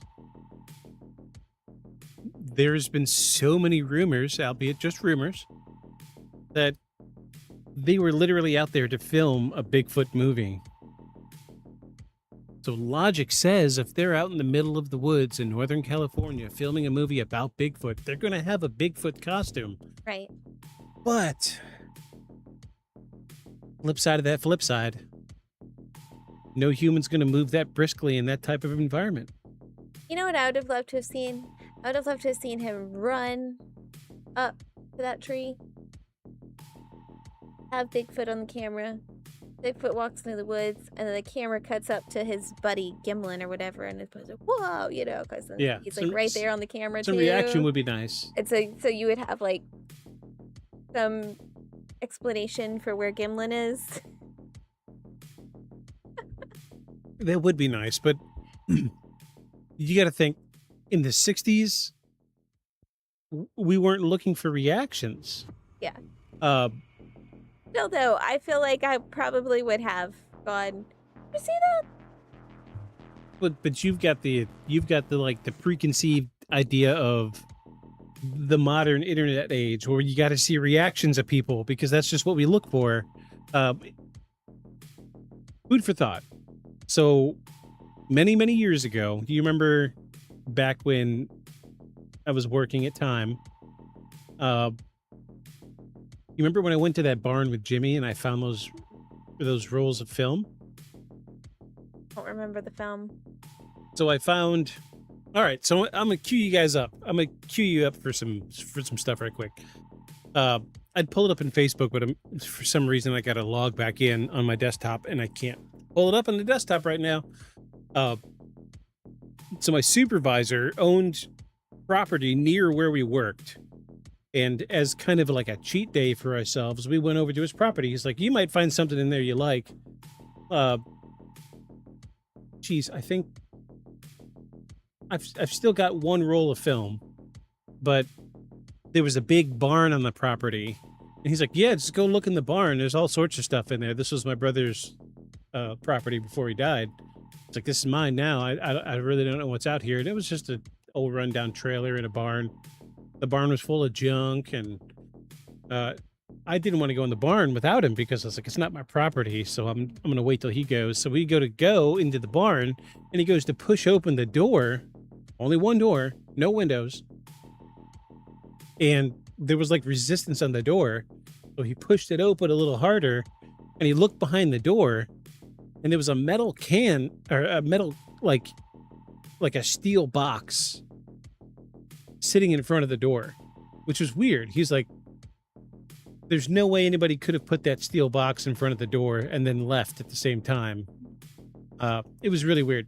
So I picked it up while he walks off into the barn and he's looking around. Bunch of junk in there. I think I pulled like a couple old like radios out of there. I was going to try to fix up. And in the metal box was like 10 or 12 rolls of 9mm film. Just like the Patterson-Gimlin film, rolls that developed Super 8 film.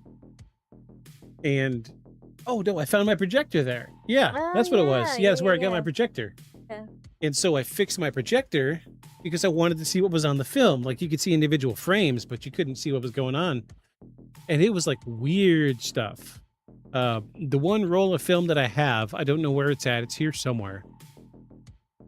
But it's like the camera's pointing at like the family, and all of the family are standing there, and they're like posing for like a photo, but it's 8mm film, so it's footage rolling, and they're all posing, and then somebody hands the camera off, and then the guy's standing there, and he's posing with a rifle, and then here's where it gets weird. The footage swaps over to like a festival, or like what's the one I'm looking for here? Where they do like a parade in the middle of a small town. And it's like people sitting on the backs of Cadillacs waving at the crowd. I'm like, this motherfucker's about to shoot somebody. Oh my gosh. And then it like clips over to like a little like 2 or 3 year old girl riding like a 1940s tricycle. It was super weird. And it just kept bouncing around like that. Haphazard. But oh shicks. The right, the film was dated 1960s, like 1963. But I tell you this because that was the idea back then, was we're pointing at what we want to remember, not the people that were there. Because like he did film like a parade, and there was like people like riding on the backs of Cadillacs, and there was floats, and ladies in dresses waving to the crowd and all this other stuff. But he didn't pan over to the person with him and go, look at the Right. person in the dress. Yeah, like he never turned around and like, I want to see my family's reaction to this incredible moment. It was all about what was happening in front of them. Man, I wish I could log into my Facebook on my desktop right now. It would just take too long. I changed all my passwords recently, so I have to remember what that was. But I did actually make a post. I think it was probably like 6 months before I met you, Okay. and showed the projector running with that footage. Wow. And it was weird. It was Yeah. really weird. But back then, it was, what I'm getting at is back then, the way people filmed was different from what we would do today. Yeah. Like if we were out there and I was trying to film Bigfoot, I'd be like, "Oh, that's Bigfoot, that's Bigfoot," and then I would turn sideways and I would pan over and catch him. Did you see that? Did you see it? Did you see it? Because I saw it, and then I would like flip the camera around and see myself, and I would smack my head a few times and react, because that's what we do today, right? Times have changed, Right. but no, kudos to him at least stabilizing on a down tree, right? Yeah. Because without it, we wouldn't have been able to see. Right. The footage was horribly shaky. Yeah. Uh, How serendipitous that a Right. downed tree was there. well, the whole area was filled with down trees. Thank you very much. Now I'm fighting for it. Jeez. I know. We started this episode saying that I was not a fan of Bigfoot, but here we are. I'm fighting for the evidence. You know what? I think what's happening is, and I've thought this for a while now, is that you don't want to do Bigfoot because you really, really, truly deep down Lol. believe in Bigfoot, and you don't want to disprove this belief. Right. Like they say, don't meet your heroes. Right. Right. Yeah, don't meet your heroes, especially if it's Bigfoot, because it's just going to leave you disenamored. Oh my goodness. Ah, golly gee, Wally. Yeah, when we take our next break, I will grab my Kodak 8mm camera and I'll bring it up here, and I will show you how easy it is to just hold that thing and shake, because it is so heavy. I shake a little bit naturally. You shake like a leaf. Like I can't get you to help me pick the vinyl when I do stickers. Yeah. Because That's part your of the reason hands I just didn't shake help too with much. this. So, I mean, I'm an average guy, and like my hands got a little bit of shake. This guy was probably about my age when he filmed this. So, Yeah. I Yeah, mean, no, I've actually had students before in classes be like, something wrong with you? I'm like, yes, but no. I just shake naturally. All right. Are you ready to get in Act 3? Yeah. I in case y'all haven't noticed, I intentionally shortened the acts another 250 words to give more room for the banter, for the conversation, because I think the conversation is more impactful than just reading a script, right?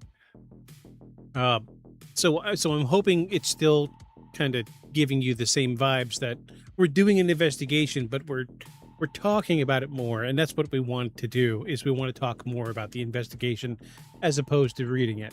Yes.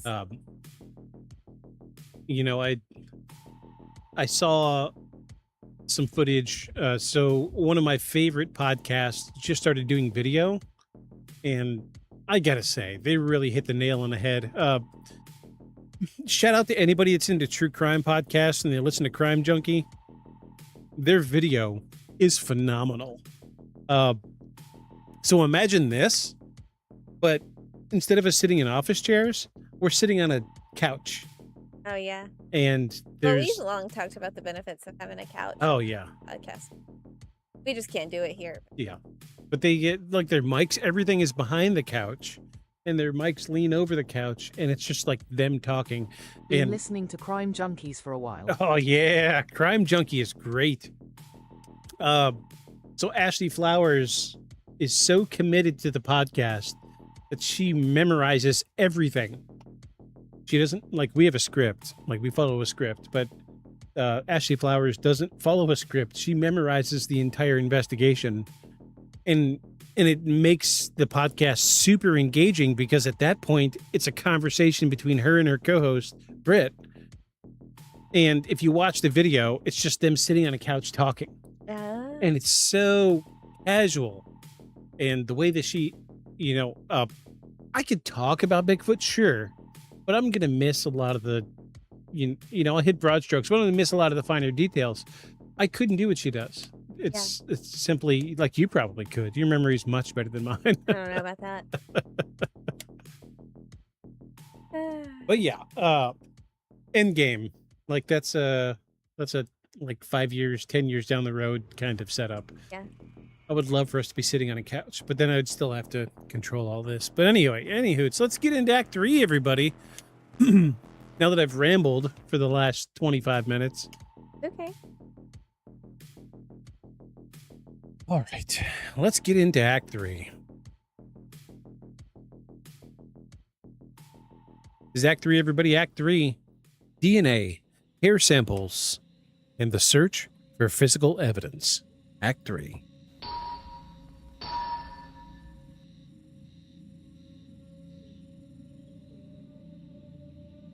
If there's one criticism that's followed the Bigfoot phenomena from the very beginning, it's this. Where's the body? For every eyewitness account, every footprint, every blurry photograph, skeptics have returned to the same argument. If a population of large primates has existed in North America for thousands of years, there should be physical evidence that leaves little room for debate. Bones, teeth, a carcass, something that can be collected, examined, and independently verified. Believers respond by pointing out that finding remains in a vast wilderness area is far more difficult than most people realize. Forests are incredibly efficient at recycling organic material. Scavengers disperse bones, insects break down tissue, and weather gradually erases what little is left. Even the remains of well-documented animals such as mountain lions, black bears, and wolves are surprisingly rare discoveries in remote forests, despite those species unquestionably existing. Oh, geez, I had a sidebar there, but I totally forgot. Oh, yeah. Sidebar, just for 2 seconds. One of the big schools of thought when it comes to Bigfoot is that because they're obviously some like Homo sapien derivative or a branch off of the evolutionary tree, that they understand life and death and that they bury their dead, which is why we never see remains, which would make sense. So believers respond by pointing out that finding remains in a vast... Wait, I already read that. It's an interesting argument, but it isn't enough on its own. Science doesn't work on possibilities, it works on evidence, and that's why over the past several decades, investigators have focused on collecting physical samples that could be tested in laboratories rather than relying solely on eyewitness testimony. The most common evidence recovered has been hair. Researchers have collected hundreds of hair samples from fences, tree bark, bedding sites, and locations where witnesses claimed a large creature has recently passed through. In nearly every case, laboratories have compared these hairs against known animal species using microscopic examination and DNA analysis. The overwhelming majority have turned out to be belonging to familiar animals: black bears, deer, elk, horses, cows, dogs, and even humans. And occasionally, laboratories have reported samples that couldn't immediately be identified. But unidentified doesn't automatically mean Bigfoot. In many cases, the sample is too damaged, too contaminated, or too small to produce a reliable result. The same pattern appears with blood, saliva, and tissue samples. Numerous claims have been made over the years, but when independent testing is completed, the result always points towards known species or remain inconclusive because the material has degraded beyond useful analysis. Footprints have been produced far more interesting discussions. Since the late 1950s, investigators have documented thousands of alleged Bigfoot tracks across North America. Some are obvious hoaxes, complete with unrealistic toe shapes or repeated patterns that suggest carved wooden feet. Others, however, have attracted serious attention from researchers because of the detail. Many casts show flexible toe impressions at varying pressure points and subtle and anatomical features that would be difficult, but certainly not impossible, to fake. Some researchers have even reported what are known as dermal ridges, the tiny ridges that create fingerprints and footprints in humans and other primates. If genuine dermal ridges would suggest that the tracks were made by living tissue rather than carved wooden molds. Supporters argue that several footprint casts contain these microscopic details, but skeptics counter that casting material, soil conditions, and even accidental imperfections can create patterns that appear significant when viewed under magnification. To date, no dermal ridge evidence has achieved widespread scientific acceptance. So this is a very popular thing. As of late, somewhere between 2010 to date, there's been an overwhelming number of casted footprints that do appear to have, so like your thumbprint. You have a thumbprint. You have them on your toes too. A lot of people don't just flip their foot around and look at the bottom of their foot, but we have them on our feet too. In the last 10 plus years, we've seen a lot of castings of foot impressions that do appear to have that same foot toe print impression, but it's not clear enough. Like like the fingerprinting process that we use for when you book somebody at the police station. You would need something like that to get a clear dermal impression of a foot, because think of how much a foot really moves when you step. So dermal impressions are not reliable. But perhaps the most controversial attempt to settle the question came in 2012. Veterinarian Dr. Melba Ketchum announced that her research team had analyzed more than 100 biological samples reportedly connected to Bigfoot. According to her study, the DNA suggested that previously unknown hominid species possessing both human material DNA and unknown paternal DNA. If true, the discovery would have rewritten anthropology overnight. Instead, the announcement was met with intense criticism. Many geneticists questioned the study's methodology, sample collection procedures, and peer-reviewed process. Critics argued that there was insufficient documentation proving the biological samples had been collected under controlled conditions.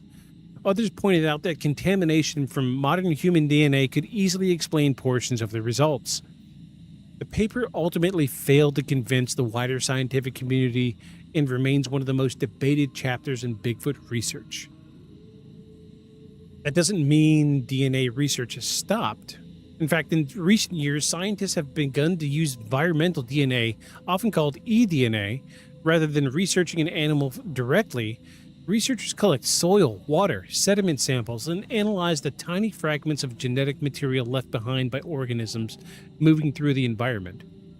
The technique has proven remarkably successful for detecting rare fish, amphibians, mammals, and even endangered species that are rarely seen by humans. Some Bigfoot researchers hope environmental DNA could eventually identify an unknown primate without anyone ever needing to capture one or photograph it. So far, however, those hopes haven't been realized. Environmental DNA studies conducted in alleged Bigfoot habitats have consistently identified known wildlife, including bears, deer, coyote, mountain lions, and countless smaller animals, but no verified evidence of any undiscovered North American ape. So where does this leave us?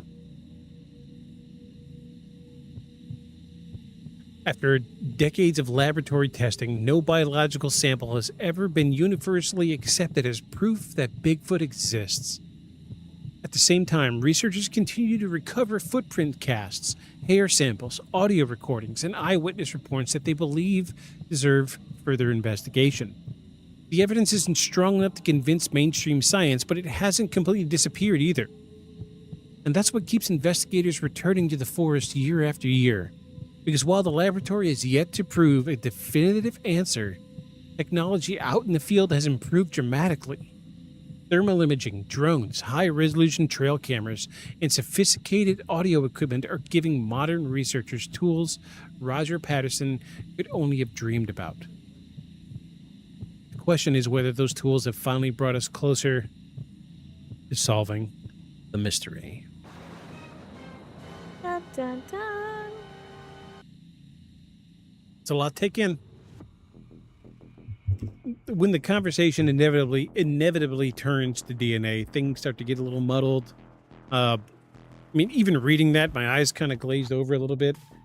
The science part can be a little boring, but initially my thought was they're collecting hair samples. Why can't they just pull DNA from that? Yeah. But here's the caveat.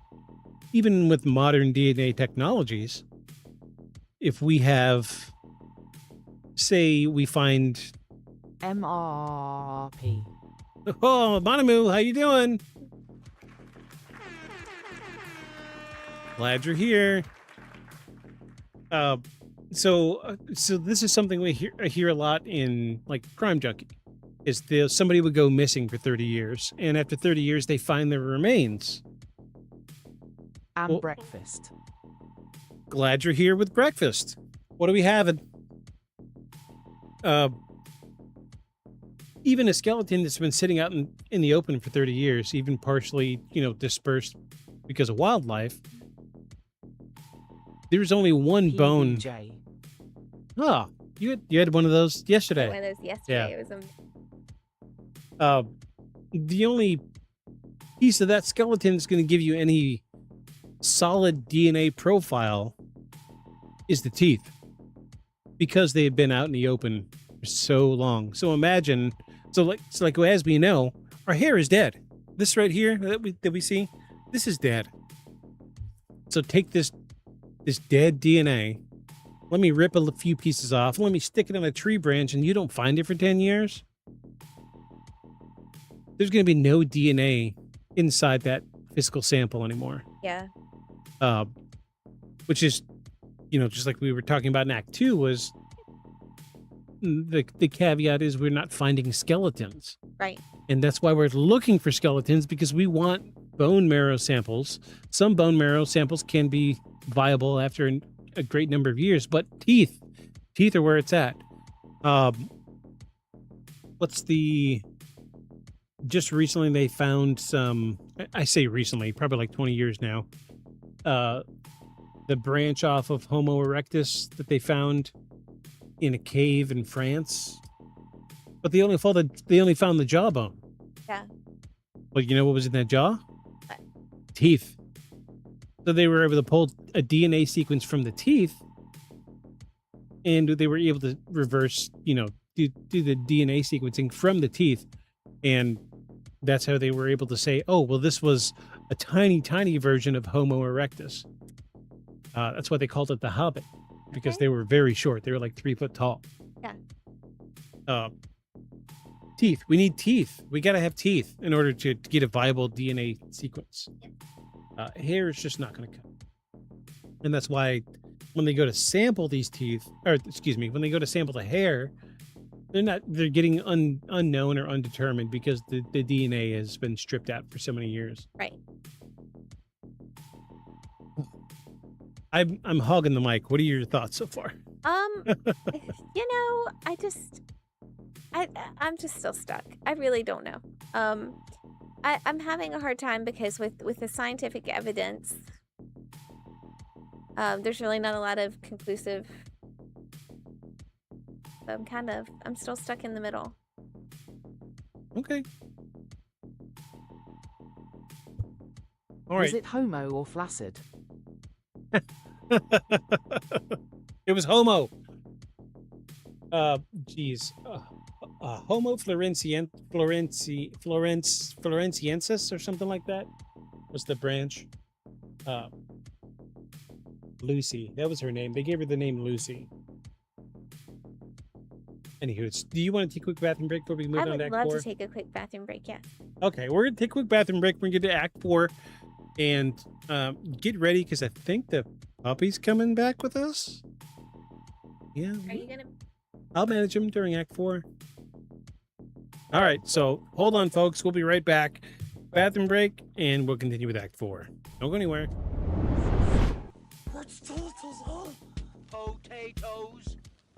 Boil them, mash them, stick them in a stew. Potato would have let me have her in my lap. Yeah, She absolutely Potato would have. often sat right here with me when I was doing the podcast, or when I was doing streaming. Anyway, Yeah. good old fat Potato. All right, what disturbed families the most was how many victims had expressed fear shortly before they vanished. Some told loved ones they hadn't been sleeping well. Others spoke about strange dreams or waking up frozen in place. A few mentioned shadows in their rooms or were present watching them. These weren't stories told years later after memories faded. Many were shared days, sometimes hours before the person disappeared. As the years passed, the number of cases quietly grew, and certain details started to feel wrong.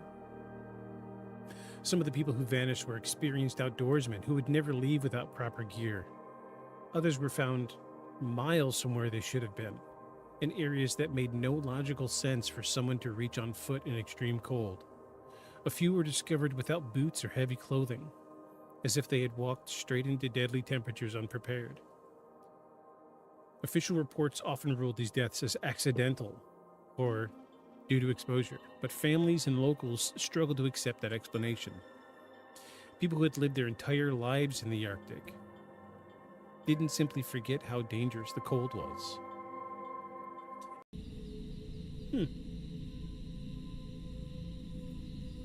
Super weird. Okay, let's go back to this. I want to nitpick. I want to poke the shit. I want to... Something didn't jive here with me, alright? Let's zoom in on this. Let's do like a mega zoom.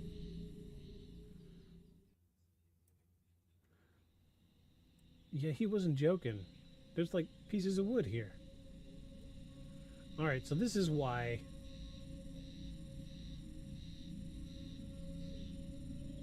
the information didn't jive with me.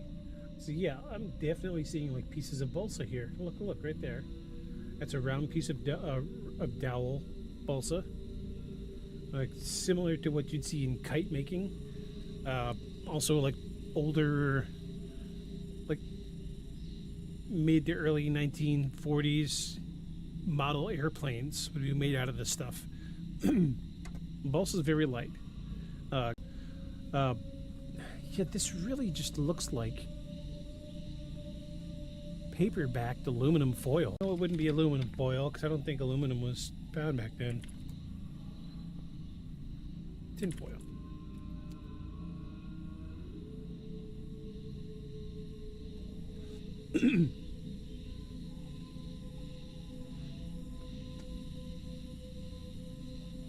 Yes, they had paper-backed foil in 1947, but it was also often still called tin foil, even as aluminum foil like Reynolds wrap became widely available for household use, replacing other thicker tin foil due to the aluminum's better properties for cooking and wrapping. So let's find an image of that. There's immediately images of the Roswell crash. Oh, come on. I remember getting like paper-backed aluminum foil with my stuff because it was cheap and it held together better than aluminum foil, but it held in the heat. But okay, so this was the problem I had with it, was I thought it was strange that they had this material that you could crumple with your hands and let it go and it would spring back to shape, but these pictures had this metallic stuff here has wrinkles and crinkles in it, like it's been crushed and laid flat, like somebody just smoothed it out with their hands. Tails.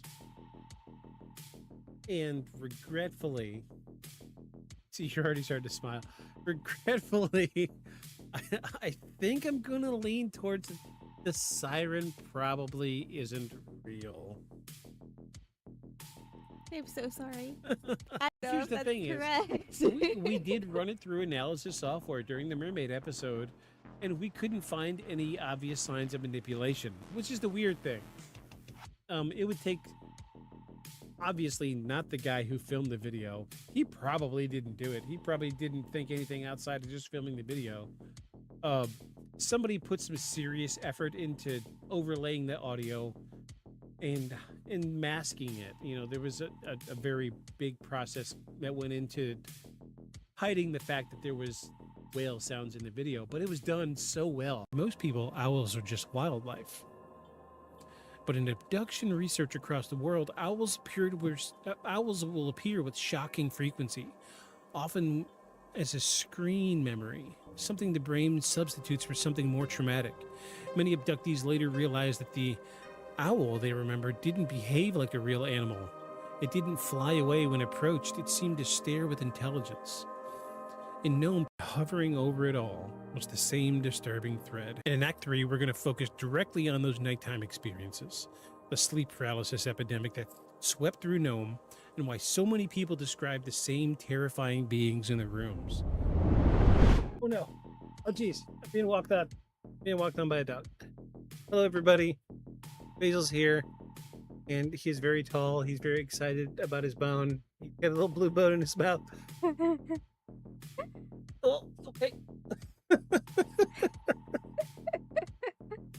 He's never done this before. All right, buddy. Okay. Oh. Okay. Oh, Oh, here it goodness. is. There you go.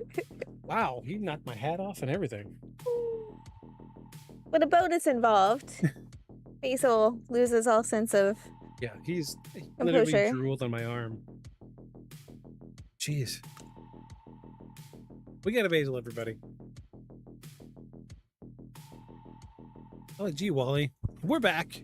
We have a Basil with us. We do have a Basil. Happy boy. Yeah. Yeah, not touchscreen. We're not that fancy. Okay, are you ready to get into Act 4? I'm ready. Let's do it. Go ahead, do your thing, girl. Act 4. Modern investigation. Has technology brought us any closer? When Roger Patterson walked into the forest of Bluff Creek in 1967, he carried what was considered cutting-edge technology for the first time. A handheld 16mm movie camera. Today, a single investigator can head into the wilderness carrying equipment that would have seemed like science fiction back then. High-resolution trail cameras, thermal imaging devices, drones equipped with infrared sensors, satellite GPS, environmental DNA collection kits, and digital audio recorders have all become standard tools for many modern Bigfoot expeditions. With so much technology available, you'd expect the mystery to have been solved by now. Instead, the debate has only become more complicated. One of the most recognizable pieces of modern Bigfoot evidence isn't visual at all, it's audio. In the early 1970s, researchers Ron Moorhead and Al Berry ventured deep into California's Sierra Nevada mountains, where they claimed to record a series of strange vocalizations unlike anything either man had ever seen. The recordings, now known as the Sierra Sounds, featured deep growls, whistles, screams, and what some listeners believe resembles some form of complex communication. Supporters argue the vocal range exceeds what humans can comfortably produce and doesn't match any known wildlife native to the area. Some linguists have even attempted to analyze the recordings, suggesting that the sounds contain structured patterns rather than random noises. Skeptics remain unconvinced. They point out that without witnessing the source of the sounds, it is impossible to determine what or who actually produced them. Human imitation, unknown animal behavior, or even deliberate hoaxing cannot be ruled out. Like so much of the Bigfoot mystery, the Sierra Sounds remain fascinating but inconclusive. Then there are the trail cameras. Every year, millions of trail camera photographs are captured across North America by hunters, wildlife researchers, and outdoor enthusiasts. These cameras have documented species once considered exceptionally difficult to photograph, including mountain lions, wolverines, wolves, and rare bears. Yet, despite decades of development in remote forests, there isn't a single trail camera image of Bigfoot that has gained widespread scientific acceptance. Oh. Lost her. Bye. She's looking at me like I did it. I'm like, You're like, it's a 3-inch wide armrest. Why are you going to jump up there, yeah, cat? she could, like, there's a whole other spot right here for her to sit. And yet she was hanging off like Jack in Titanic. Like, Don't let go, Rose. yeah. But I mean, like, her feet were touching the floor. She was holding on for dear life. Okay. Believers argue that if Bigfoot possesses human-like intelligence, it may recognize unfamiliar objects in its environment and actively avoid them. Others speculate that the population, if it exists at all, is so small and occupies such vast territories that the odds of capturing one on camera remain incredibly low. Skeptics see the lack of photographic evidence very differently. They argue that if countless cameras can reliably photograph every other large mammal in North America, the complete absence of a verified Bigfoot image itself is powerful evidence against the creature's existence. Thermal imaging has also become increasingly popular. Unlike traditional cameras, thermal devices detect heat rather than visible light, making them useful for spotting animals hidden in dense vegetation or moving at night. Several Bigfoot investigators have released thermal videos showing upright figures walking through forests or standing on the edges of clearings.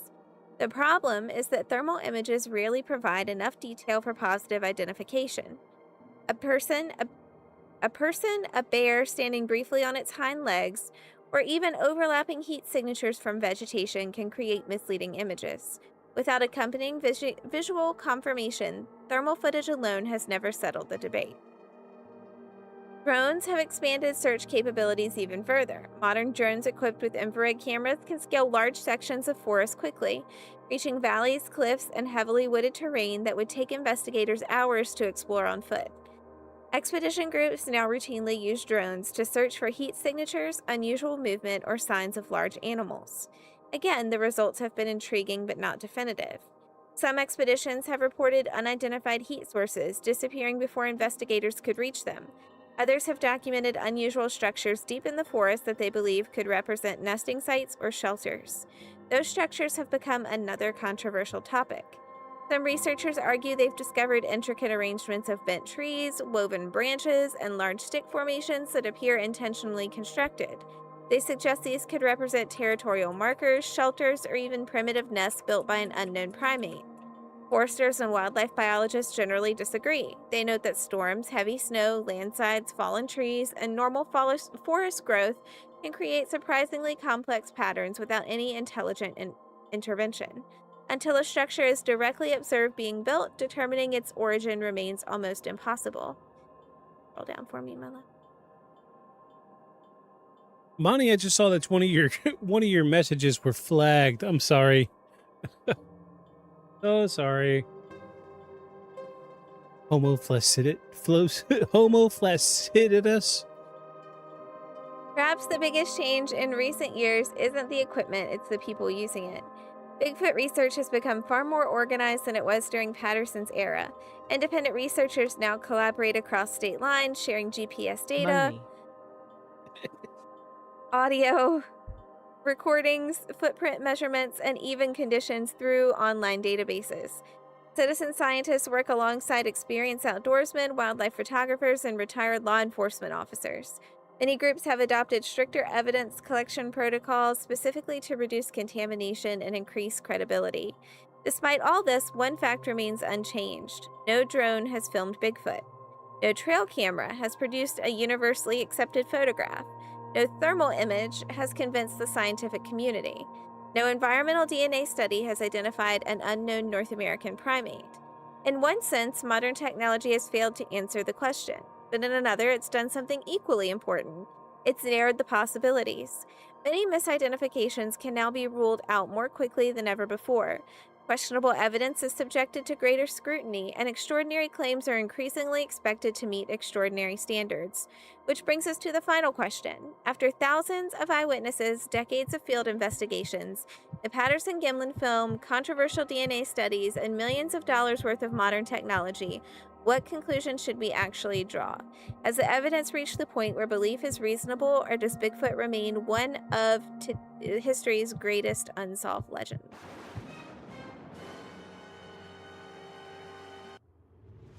That was a lot. That was a lot. Yeah. When the science gets involved, your brain kind of, yeah. I bring it up because there is so much that's gone into pertaining to Bigfoot research, DNA and thermal imaging and drone footage. It's a big, big, big thing right now. Everybody's using the hottest new technology to try to capture images of Bigfoot. Now, I have a problem with thermal imaging because you get me out there with thermal imaging, all you see is a warm blob. There's no, you won't see like hair, or you don't get a reference for height. They're honestly the best application for thermal imaging is like tracking like a fugitive through the woods, because you can see his footprints. You can see where he's been, what he's brushed up against.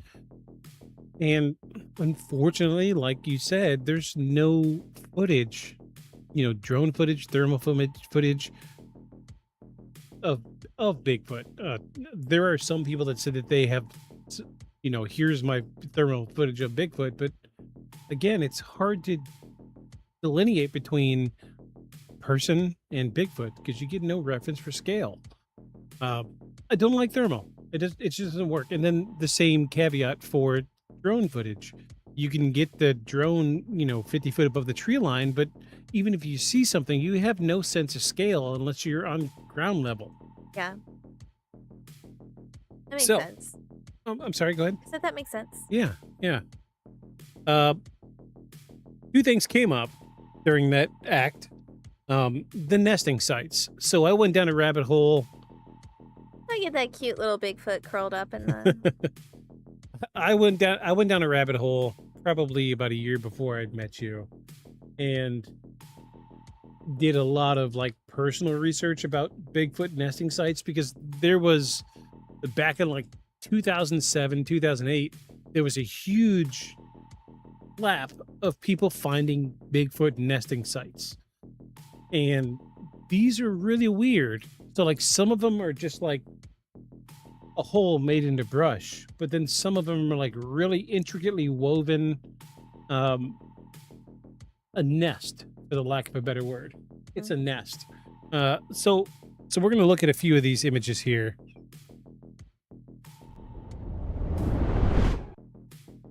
Hold on, let me bring up OBS so I can see what I can see. So 99% of the time, this is the kind of stuff we see. Like this one here. I don't want to click on it because I don't want to watch the video, but a hole in some brush. Stuff like this where there's clearly something made of pile, right? Knee-jerk reaction is it's like a beaver dam, but you never find these near water. Yeah. Which is weird. We see a lot of stuff like this. Scaled up versions of what we think a bird nest would look like. Right. There's your Bigfoot in a nest of blueberries for some reason. I'm trying to find some of the ones that I've seen before, where they're like branches woven.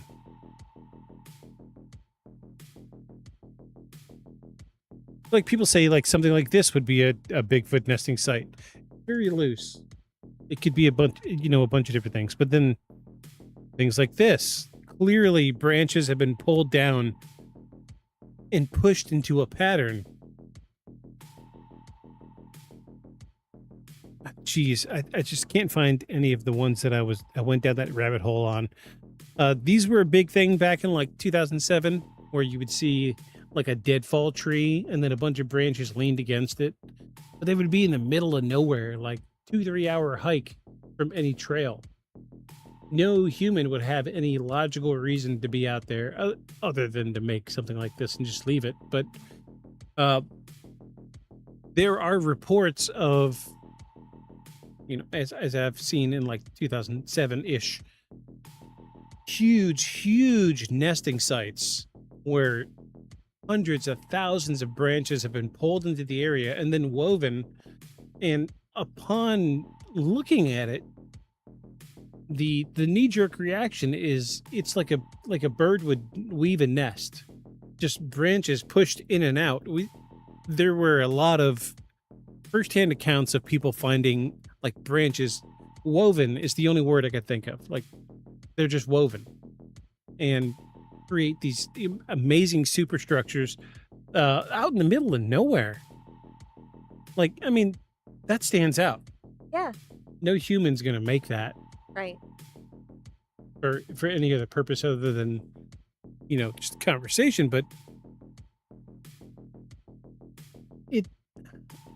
I'm trying my best to try to keep an open mind here, but you know, it's hard because even in these nesting sites, there's no DNA evidence. Right. Yeah. There's no hair. And Which if there is, the hair is so degraded. Yeah. But then there was another thing. Something else that came up was the Sierra sounds. Oh, what happened there? What's that?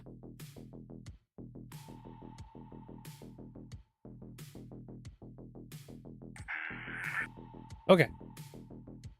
So this is a recording of what have been called the Sierra sounds. These are allegedly Bigfoot sounds from 1971. I've heard a lot of different Bigfoot sounds, but these ones are the most bizarre. Okay. Generally speaking, we hear a lot of sounds that are what you'd expect a primate would make. A lot of whooping, hollering. If you've ever been to like the Everglades area at night, a lot of these sounds kind of are familiar, but these ones are very different. I'm going to hit play for just a second, make sure I've got audio. All right, we got audio.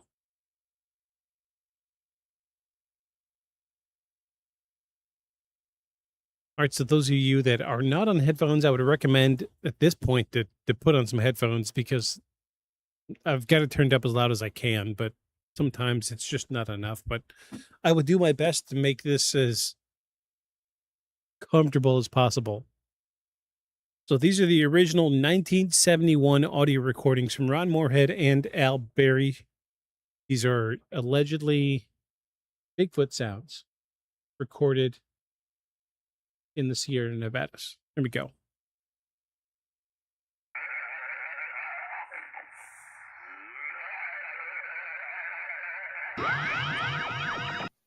So guys, Bigfoot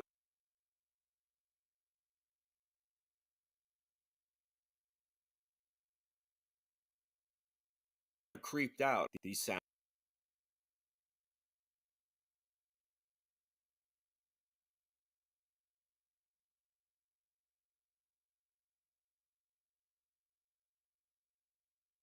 I'm sorry, my mic was muted. We're going to start over. The sounds weren't great.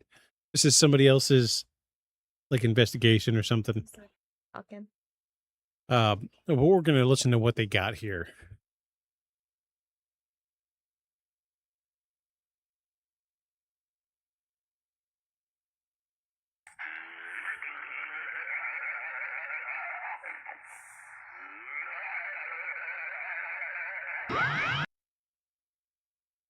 One more time.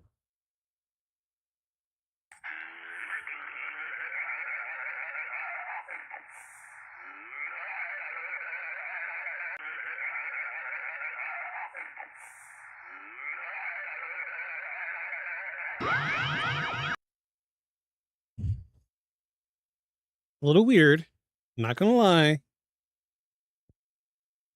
There's a much longer version of this, but for brevity's sake, I wasn't able to track the whole thing down. But right. What is your take on those sounds? I feel like it's garbled. It's bad. I mean, 1970s recording out in the woods. How good is it going to be? Yeah, and then I also feel like it might just be some dude Yeah. I could probably make those sounds. They're not great. That was just a very brief clip. I do know that the audio, the full audio, if I was able to find it, is several minutes long. But let's be honest, it's not great. It's really not great. It's very garbled. Easily replicated, I think. Yeah. Yeah, Basil makes those sounds. He does. And for proof of that, I give you this. Basil baseball.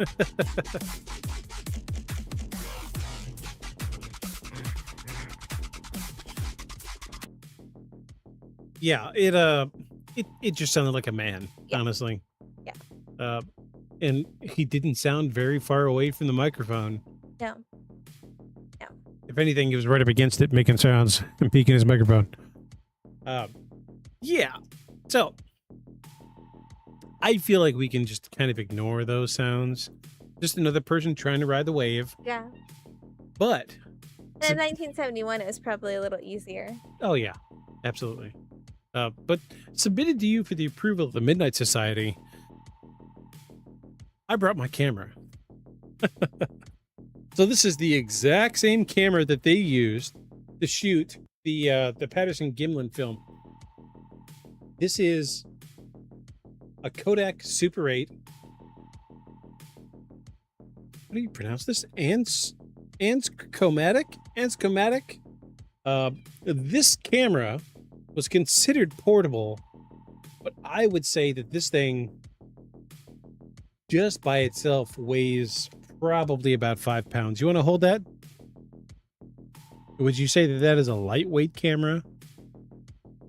Did not say that's a big camera. I'm gonna go see it for a little kitten downstairs. Oh, okay. I'm going to ramble about cameras for just a minute. So this camera is made out of steel. This is the exact same camera that the Patterson-Gimlin film was captured on. Well, not the exact one, but this is mine. But this camera is the exact same make and model. This camera is not light. And the way that the handle is designed, all of the weight's up here. This thing is top heavy like a son of a bitch. The only thing made out of plastic is the handle. The rest of this is actually made out of metal. It is not a comfortable camera to hold. And I think that's why we were dealing with, if I were to be out in the woods trying to film with this, I would have a really, really hard time.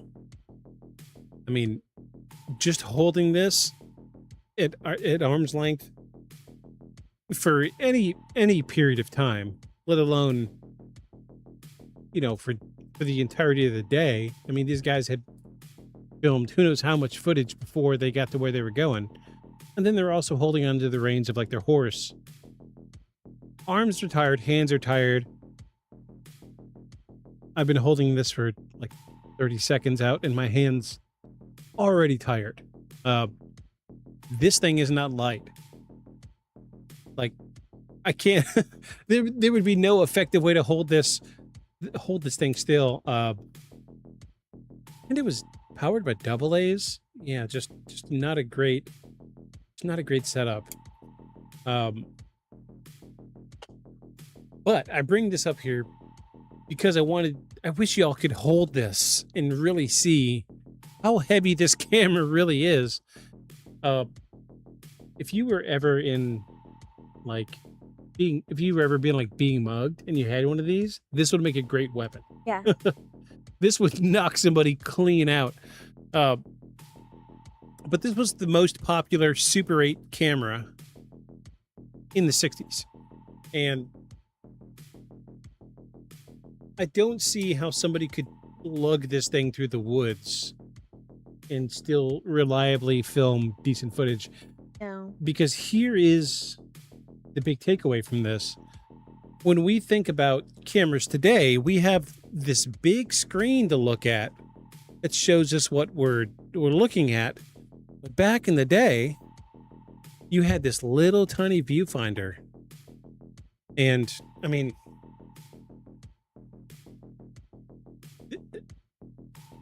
show of hands, how many people have ever looked through a microscope? Yeah? You look through a microscope? Yeah. So you know how, like, you've got to like line up just the right way, that if you're too far right or too far left, you can't see through the microscope? Same thing here. In order to look through this viewfinder to see what you're seeing, you've got to put this thing up to your face. Oh my gosh. Yeah. And it's not a great image. I wish there was a way I could. I wonder if I can put my phone up to this and take a picture so you could see how poor the image quality is. So when it came to the Patterson-Gimlin footage, I feel like he wasn't holding this up to his eye. He was just relying on his, the way it was pointed. Yeah, the like muscle memory almost. But geez, let me.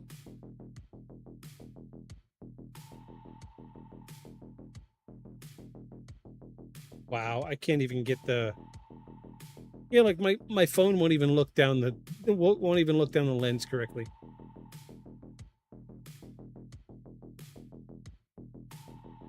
Yeah, that's just not going to happen. It's so small. It's so small. So most people who grew up at the same time that, me and you grew up, we remember holding cameras up to our eyes and taking pictures. Yeah. This is much more complicated because you're going through the entire length of the body of the camera. Yeah. And you're trying to see through this little tiny viewfinder what's coming out of the front. So I'm bringing this up because I'm trying to give Patterson the benefit of the doubt that it wasn't easy to shoot the film that he shot. What a monstrosity of a camera. I know. Okay. Well, we've come down to Act 5, everybody. I hope we still got a couple people that are watching. Yeah, we got 3 and 3. 3 on Twitch, 3 on YouTube. Wow. This is the point of the episode, as of late, where we do a prediction. Where we try to predict whether this week's episode is going to be paranormal or not paranormal. If you're on Twitch, you can freely vote. If you're I'm sorry, y'all on YouTube, you can vote in like chat, but yeah, you can vote in chat. We will take that into account. And last week we had a tie, and Basil had to break the tie for us. Yeah, Basil had to break the tie. But I want you to know, Olive was trying to tell me that she needed to go downstairs, by the way. Oh, was it? He's the strangest cat. So we're going to give a 5-minute submission period. So those of you watching can predict what will the decision be, absolutely paranormal or not paranormal. You will see it at the top of... Yeah, we'll do 5 minutes. You'll see it at the top of the chat here in Twitch. You'll have a banner. As of now, is scrolling across the top. You're welcome to vote, and whoever votes correctly, if there's more than one person, there's a pot, and whoever votes correctly gets channel points. So the prediction is live, everybody. 5 minutes. Y'all got 5 minutes to decide whether or not this case is really paranormal or not. And we will come down at the end of Act 5 and tell whether or not we thought today's case is paranormal or not. That being said, the prediction is live. I'm minimizing that so I don't look. And we will take everybody's vote into account. Again, those of you watching in YouTube, if you want to just type into chat whether it's paranormal or not paranormal, We will weigh that into our decision, and whoever votes one way or the other, the winning vote gets channel points. So, let's get into Act 5. The verdict. Does the evidence hold up? This is Act 5, everybody. Act 5.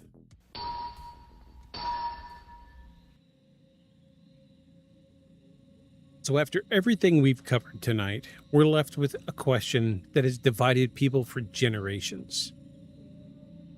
What should we make of Bigfoot? Hold on. I need OBS. It's weird not seeing it. If you came into this episode hoping we'd reveal a smoking gun or definitively debunk the legend, you're probably going to be disappointed.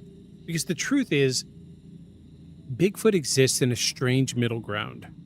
There's far more evidence than many people realize, but there is nowhere near enough evidence to satisfy the scientific standard required to confirm the existence of an entirely new species. So let's start with what we know. People have reported seeing large, upright, hair-covered creatures in North America for centuries. And those reports come from hikers, hunters, police officers, military personnel, park rangers, truck drivers, and ordinary people who often have little to gain from telling their stories. Thousands of eyewitness accounts have been collected over the years, and while many can likely be explained as misidentifications, it's difficult to believe every single witness fabricated their experience. Then there's the Patterson-Gimlin Film. Nearly 60 years later, it remains one of the most scrutinized pieces of footage ever recorded. Every frame has been stabilized, measured, enhanced, and debated. Experts have argued over anatomy, muscle movement, gait, body proportions. Despite all that analysis, no consensus has ever emerged. Some researchers remain convinced that the film captured an unknown primate. Others are equally convinced that it depicts a man in an exceptionally convincing costume. But what's remarkable isn't that people disagree, it's that they still disagree after nearly 6 decades. If the film were an obvious hoax, you would expect the debate to have long ended. If it were undeniable proof, science would have embraced it. Instead, it continues to occupy that uncomfortable space where neither side has managed to fully convince the other. The physical evidence tells a similar story. Thousands of footprint casts have been collected. Some contain details that investigators believe would have been difficult to fake. Hair samples have been recovered. Strange vocalizations have been recorded. Thermal images and blurry photographs continue to surface every year.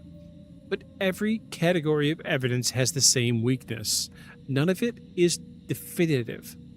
Hair samples usually belong to known animals.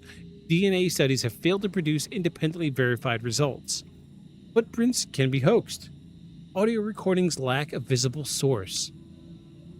Photographs are almost always too distant or too blurry to identify with confidence, and even when several pieces of evidence are found together, they rarely answer the question completely. Science demands repeatability. If someone claims they've discovered a new species, other researchers must be able to examine the evidence, repeat the tests, and reach the same conclusion. That simply hasn't happened with Bigfoot. So could a large primate actually remain undiscovered in North America? It's not impossible, but it would be extraordinarily difficult. Large mammals require breeding populations to survive. That means hundreds, if not thousands, of individuals would likely need to exist across enormous territories to maintain healthy genetic diversity. Such a population would leave behind carcasses, scat, hair, tracks, and eventually bodies that could be recovered under controlled scientific conditions. Supporters argue that vast forests of the Pacific Northwest and Canada still contain millions of acres that few people have ever visited. They also point out that new species are being discovered every year, and history has shown that animals once considered mythical, like the mountain gorilla or the giant squid, were eventually confirmed by science. And skeptics respond that those discoveries happened because physical specimens were ultimately found. No matter how convincing eyewitnesses may be, extraordinary claims require extraordinary evidence. And until a specimen is recovered and verified, Bigfoot remains a hypothesis rather than an established biological fact. But there is another possibility worth considering. What if the Bigfoot phenomena isn't explained by a single answer? Some reports are almost certainly hoaxes, others are probably honest mistakes involving bears, people, or poor visibility, but a few have grown larger with repeated retellings.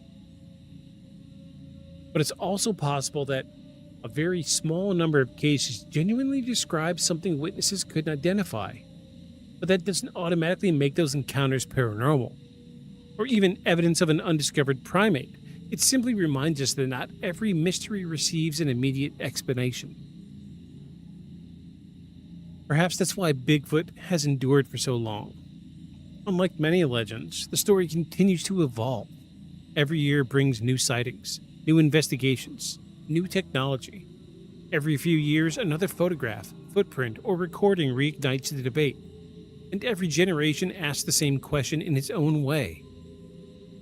Could there still be something out there we've overlooked?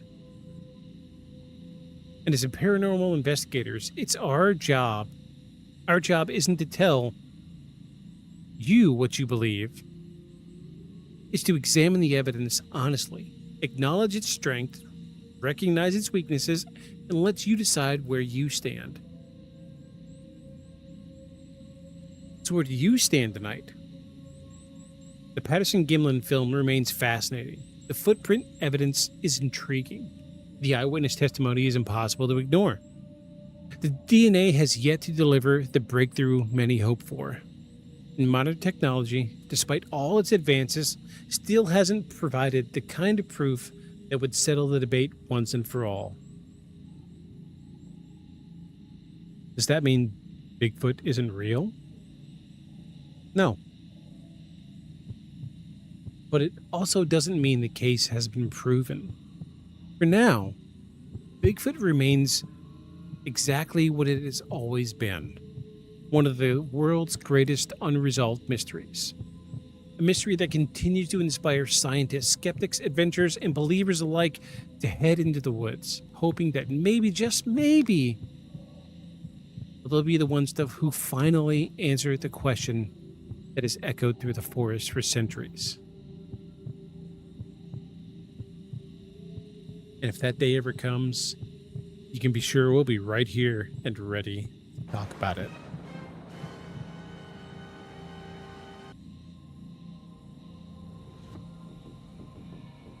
Oh, didn't mean to turn that heartbeat back on. Turn off.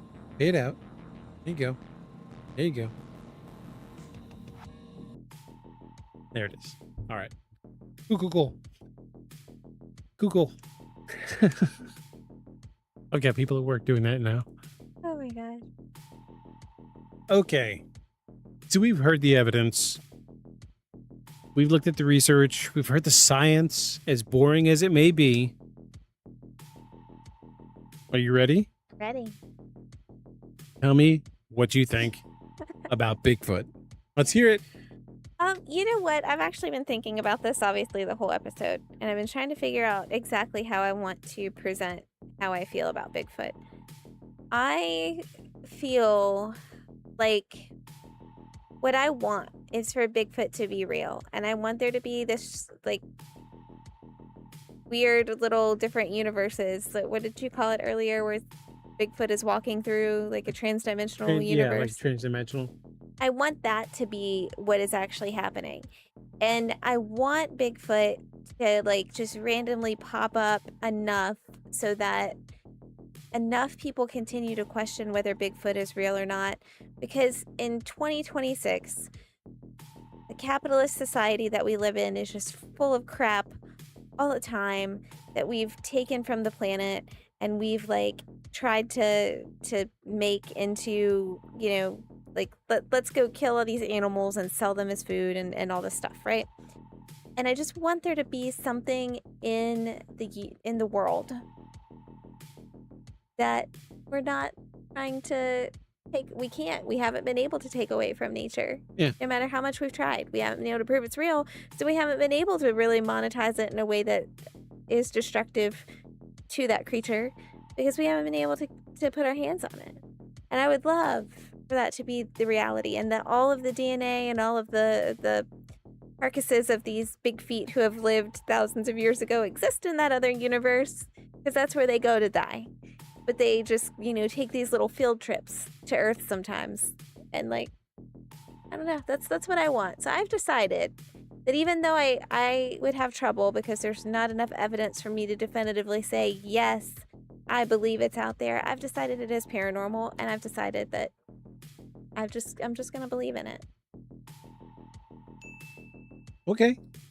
So. But we didn't have anybody vote. Nobody voted. No, we're not playing our game anymore. It's okay. So I guess it's down to me. Oh, goodness. Here we go.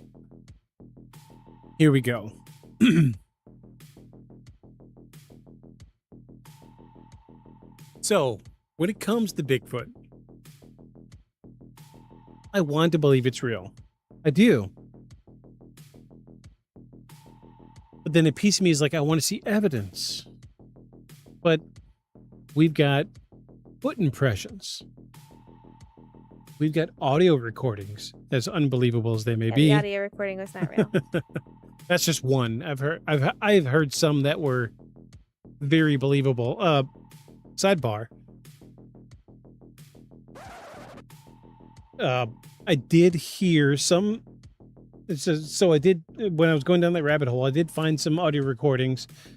Guys were out in the woods and they were making like primate sounds. And you could hear off in the distance something returning their primate sounds.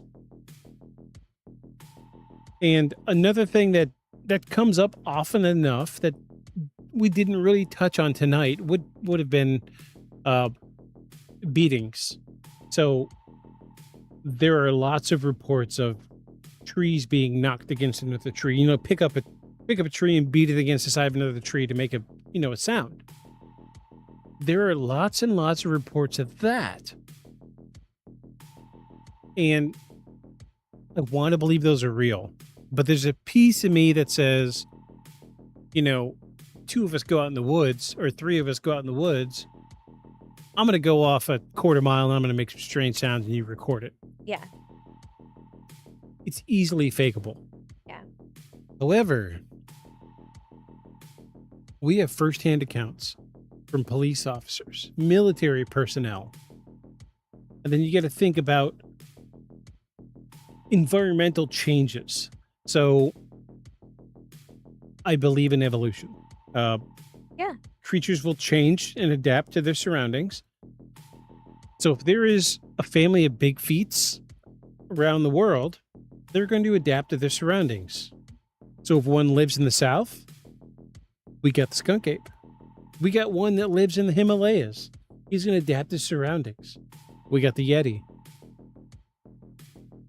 The foundation is there. We just don't have undeniable evidence.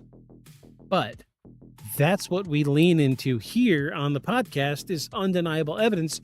We go off of our heart rather than our heads. Yeah.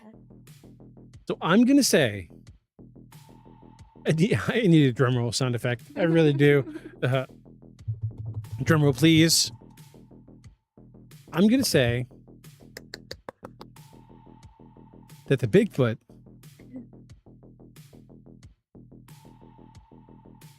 is paranormal.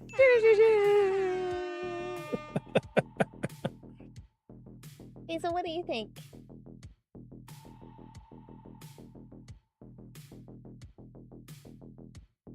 So there it is. I've said it. That's two in a row now that I've said that I don't believe in. You've changed your mind? That I've changed my mind.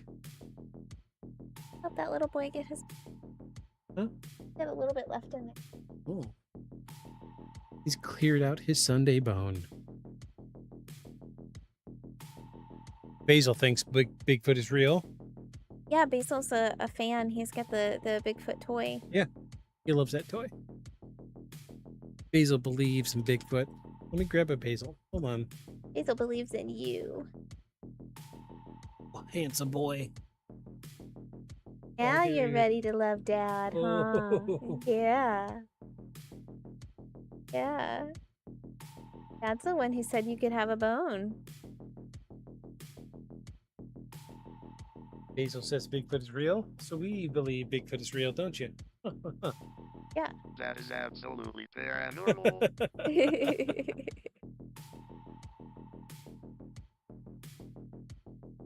So I've done it.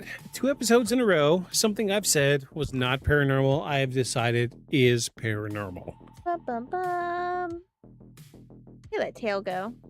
He believes that Bigfoot's parents do. I just unplugged my headphones. Oh, I unplugged both of our headphones. Like both I of fell us. asleep. Oh, Worlds fell asleep. Oh, you fell asleep. Sorry.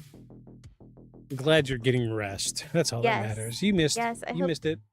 I hope that means you feel better and not worse. Sometimes a nap makes me feel worse. Yeah. Sometimes a nap just isn't enough. Yeah, that's kind of how I'm feeling. Like I remember at the beginning, I was like, oh, I had 2 naps. It was great. Now I'm just like, oh, I'm so tired. I'm tired right now. Yeah. I'm gonna sleep good tonight. Well- Okay. Well, we've done it. We've done it. We've done it. We've done it. And I've got a Uh, wandering little puppy, so I'm going to try to He'll wrangle be him. fine. He'll be okay. I love you guys. She's gonna go because she's paranoid about the puppy getting into stuff. All right, jerks. Well, I'm gonna wrap this thing up while she goes and chases the puppy. Thanks everybody for being here tonight. Thank you, Worlds. Thank you, Blip. Thank you, Monty. Thank you, Geeks Paranormal, for showing up tonight. Thank you, James. Thanks everybody for being here tonight. Thanks for helping me challenge my ideas about what I think is really paranormal. Love you Again, guys. we've done it. I'm not sure what we're gonna do next week. So we've done 2 cryptids in a row. I think we're about due for a good ghost story. Excuse me. I think next week we should do something ghostly. Not sure what we're gonna do yet, but we're gonna figure out something. But I had fun tonight. I really did. And we heard some convincing evidence. We looked at video. We looked at audio. Beyond Shadows Podcast at gmail.com. The email's been up here this whole time, up here in this little corner. Or you could also scan this QR code right above me, and it'll give you a link to all of our socials. Feel free to reach out to us, and just as a sweetener, if any of you have your own paranormal tale, if it's good enough and spooky enough, I will tell my scratches on the next story, and we have photo evidence to back that one up. So yeah, think about that. If you've got your own tale or something paranormal that's happened to you, tell us. We'd love to take a handful of minutes out of our evening to read out your story. And I love hearing people's stories. I don't care how unassuming they are. If it was something just like a weird sound in the night that spooked you, tell us the story. We want to hear it. We'll tell it to the people listening on the podcast. We'd love to have listener submissions. But that being said, thanks again, everybody, for being here tonight. Thanks for making this episode incredible. We had so much fun tonight. Again, you guys convinced me that something I believed wasn't paranormal is truly paranormal. You did it again. Twice in a row. Kudos to you guys. You've done it. You've freaking done it. But that being said, we do got to get out of here. I guess I can look and see if anybody's streaming, and maybe we can raid somebody.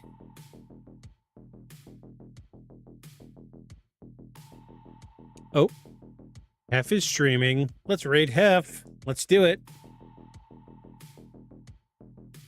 We're gonna raid Hef. He's playing Death Stranding 2.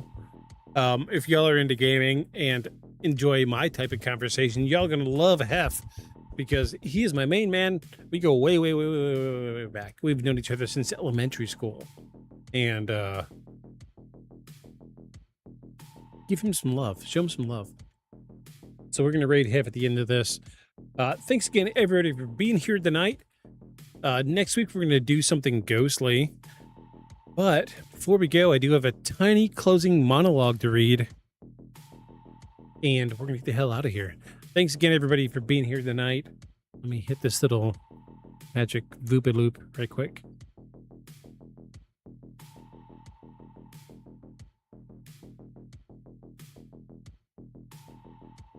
All right, jerks. Here we go.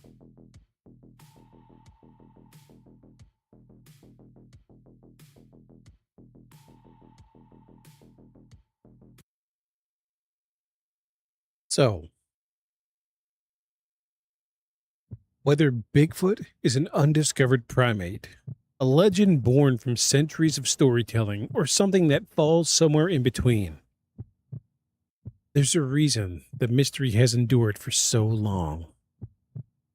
Unlike so many paranormal cases, the search is still active. People are still hiking into remote forests, still reviewing trail cam footage, still analyzing audio recordings, and still hoping they'd be the first to uncover evidence that finally answers the question. Until that day comes, Patterson-Gimlin Film will continue to be studied. New sightings will continue to be reported, and the debate will go on.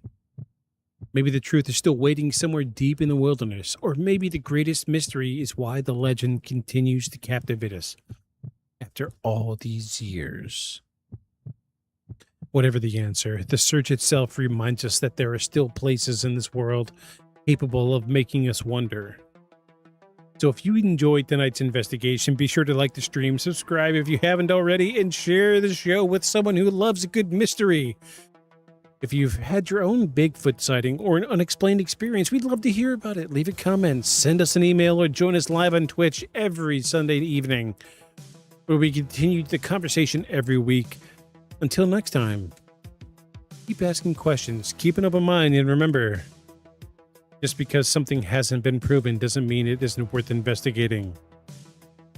So if you find yourself on a wood trail, cracking strange sounds, twigs snapping, branches breaking, footsteps in the dark, don't panic. Don't pull out your heavy-ass 1960s camera. Pull out your phone and record. But whatever you do, make sure you follow us beyond the shadows. Good night, everybody. Love you guys. Have a good one. Give some love to Hef when we raid him, because it's coming. Now I gotta click some stuff. Hold on. I'm clicking. Here we go. Starting raid. Good night, everybody. See y'all next week. 2, 1, go. I didn't even deliver what their main thing was. I just delivered their headache pills. Victus?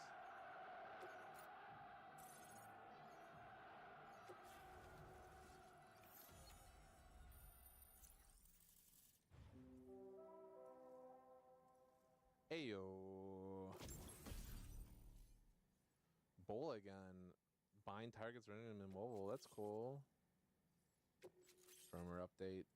Several new backpack attachments are now available. Nice. Allows motion scanner result to be displayed for longer. Nice. How goes the walking? It's all right. We haven't been able to play too much before they make a movie play. Like, we'll play for a little bit and then it's a movie. Communications transmission. With this network at our disposal, might be able to make our dream a reality. Huh. We want to build a world where even the weakest among us have a chance. A world where people come together to stand against those who embrace violence. Ever since the Death Stranding, this continent has been afflicted by terrible environmental changes. Oh my God, Kojima, come on.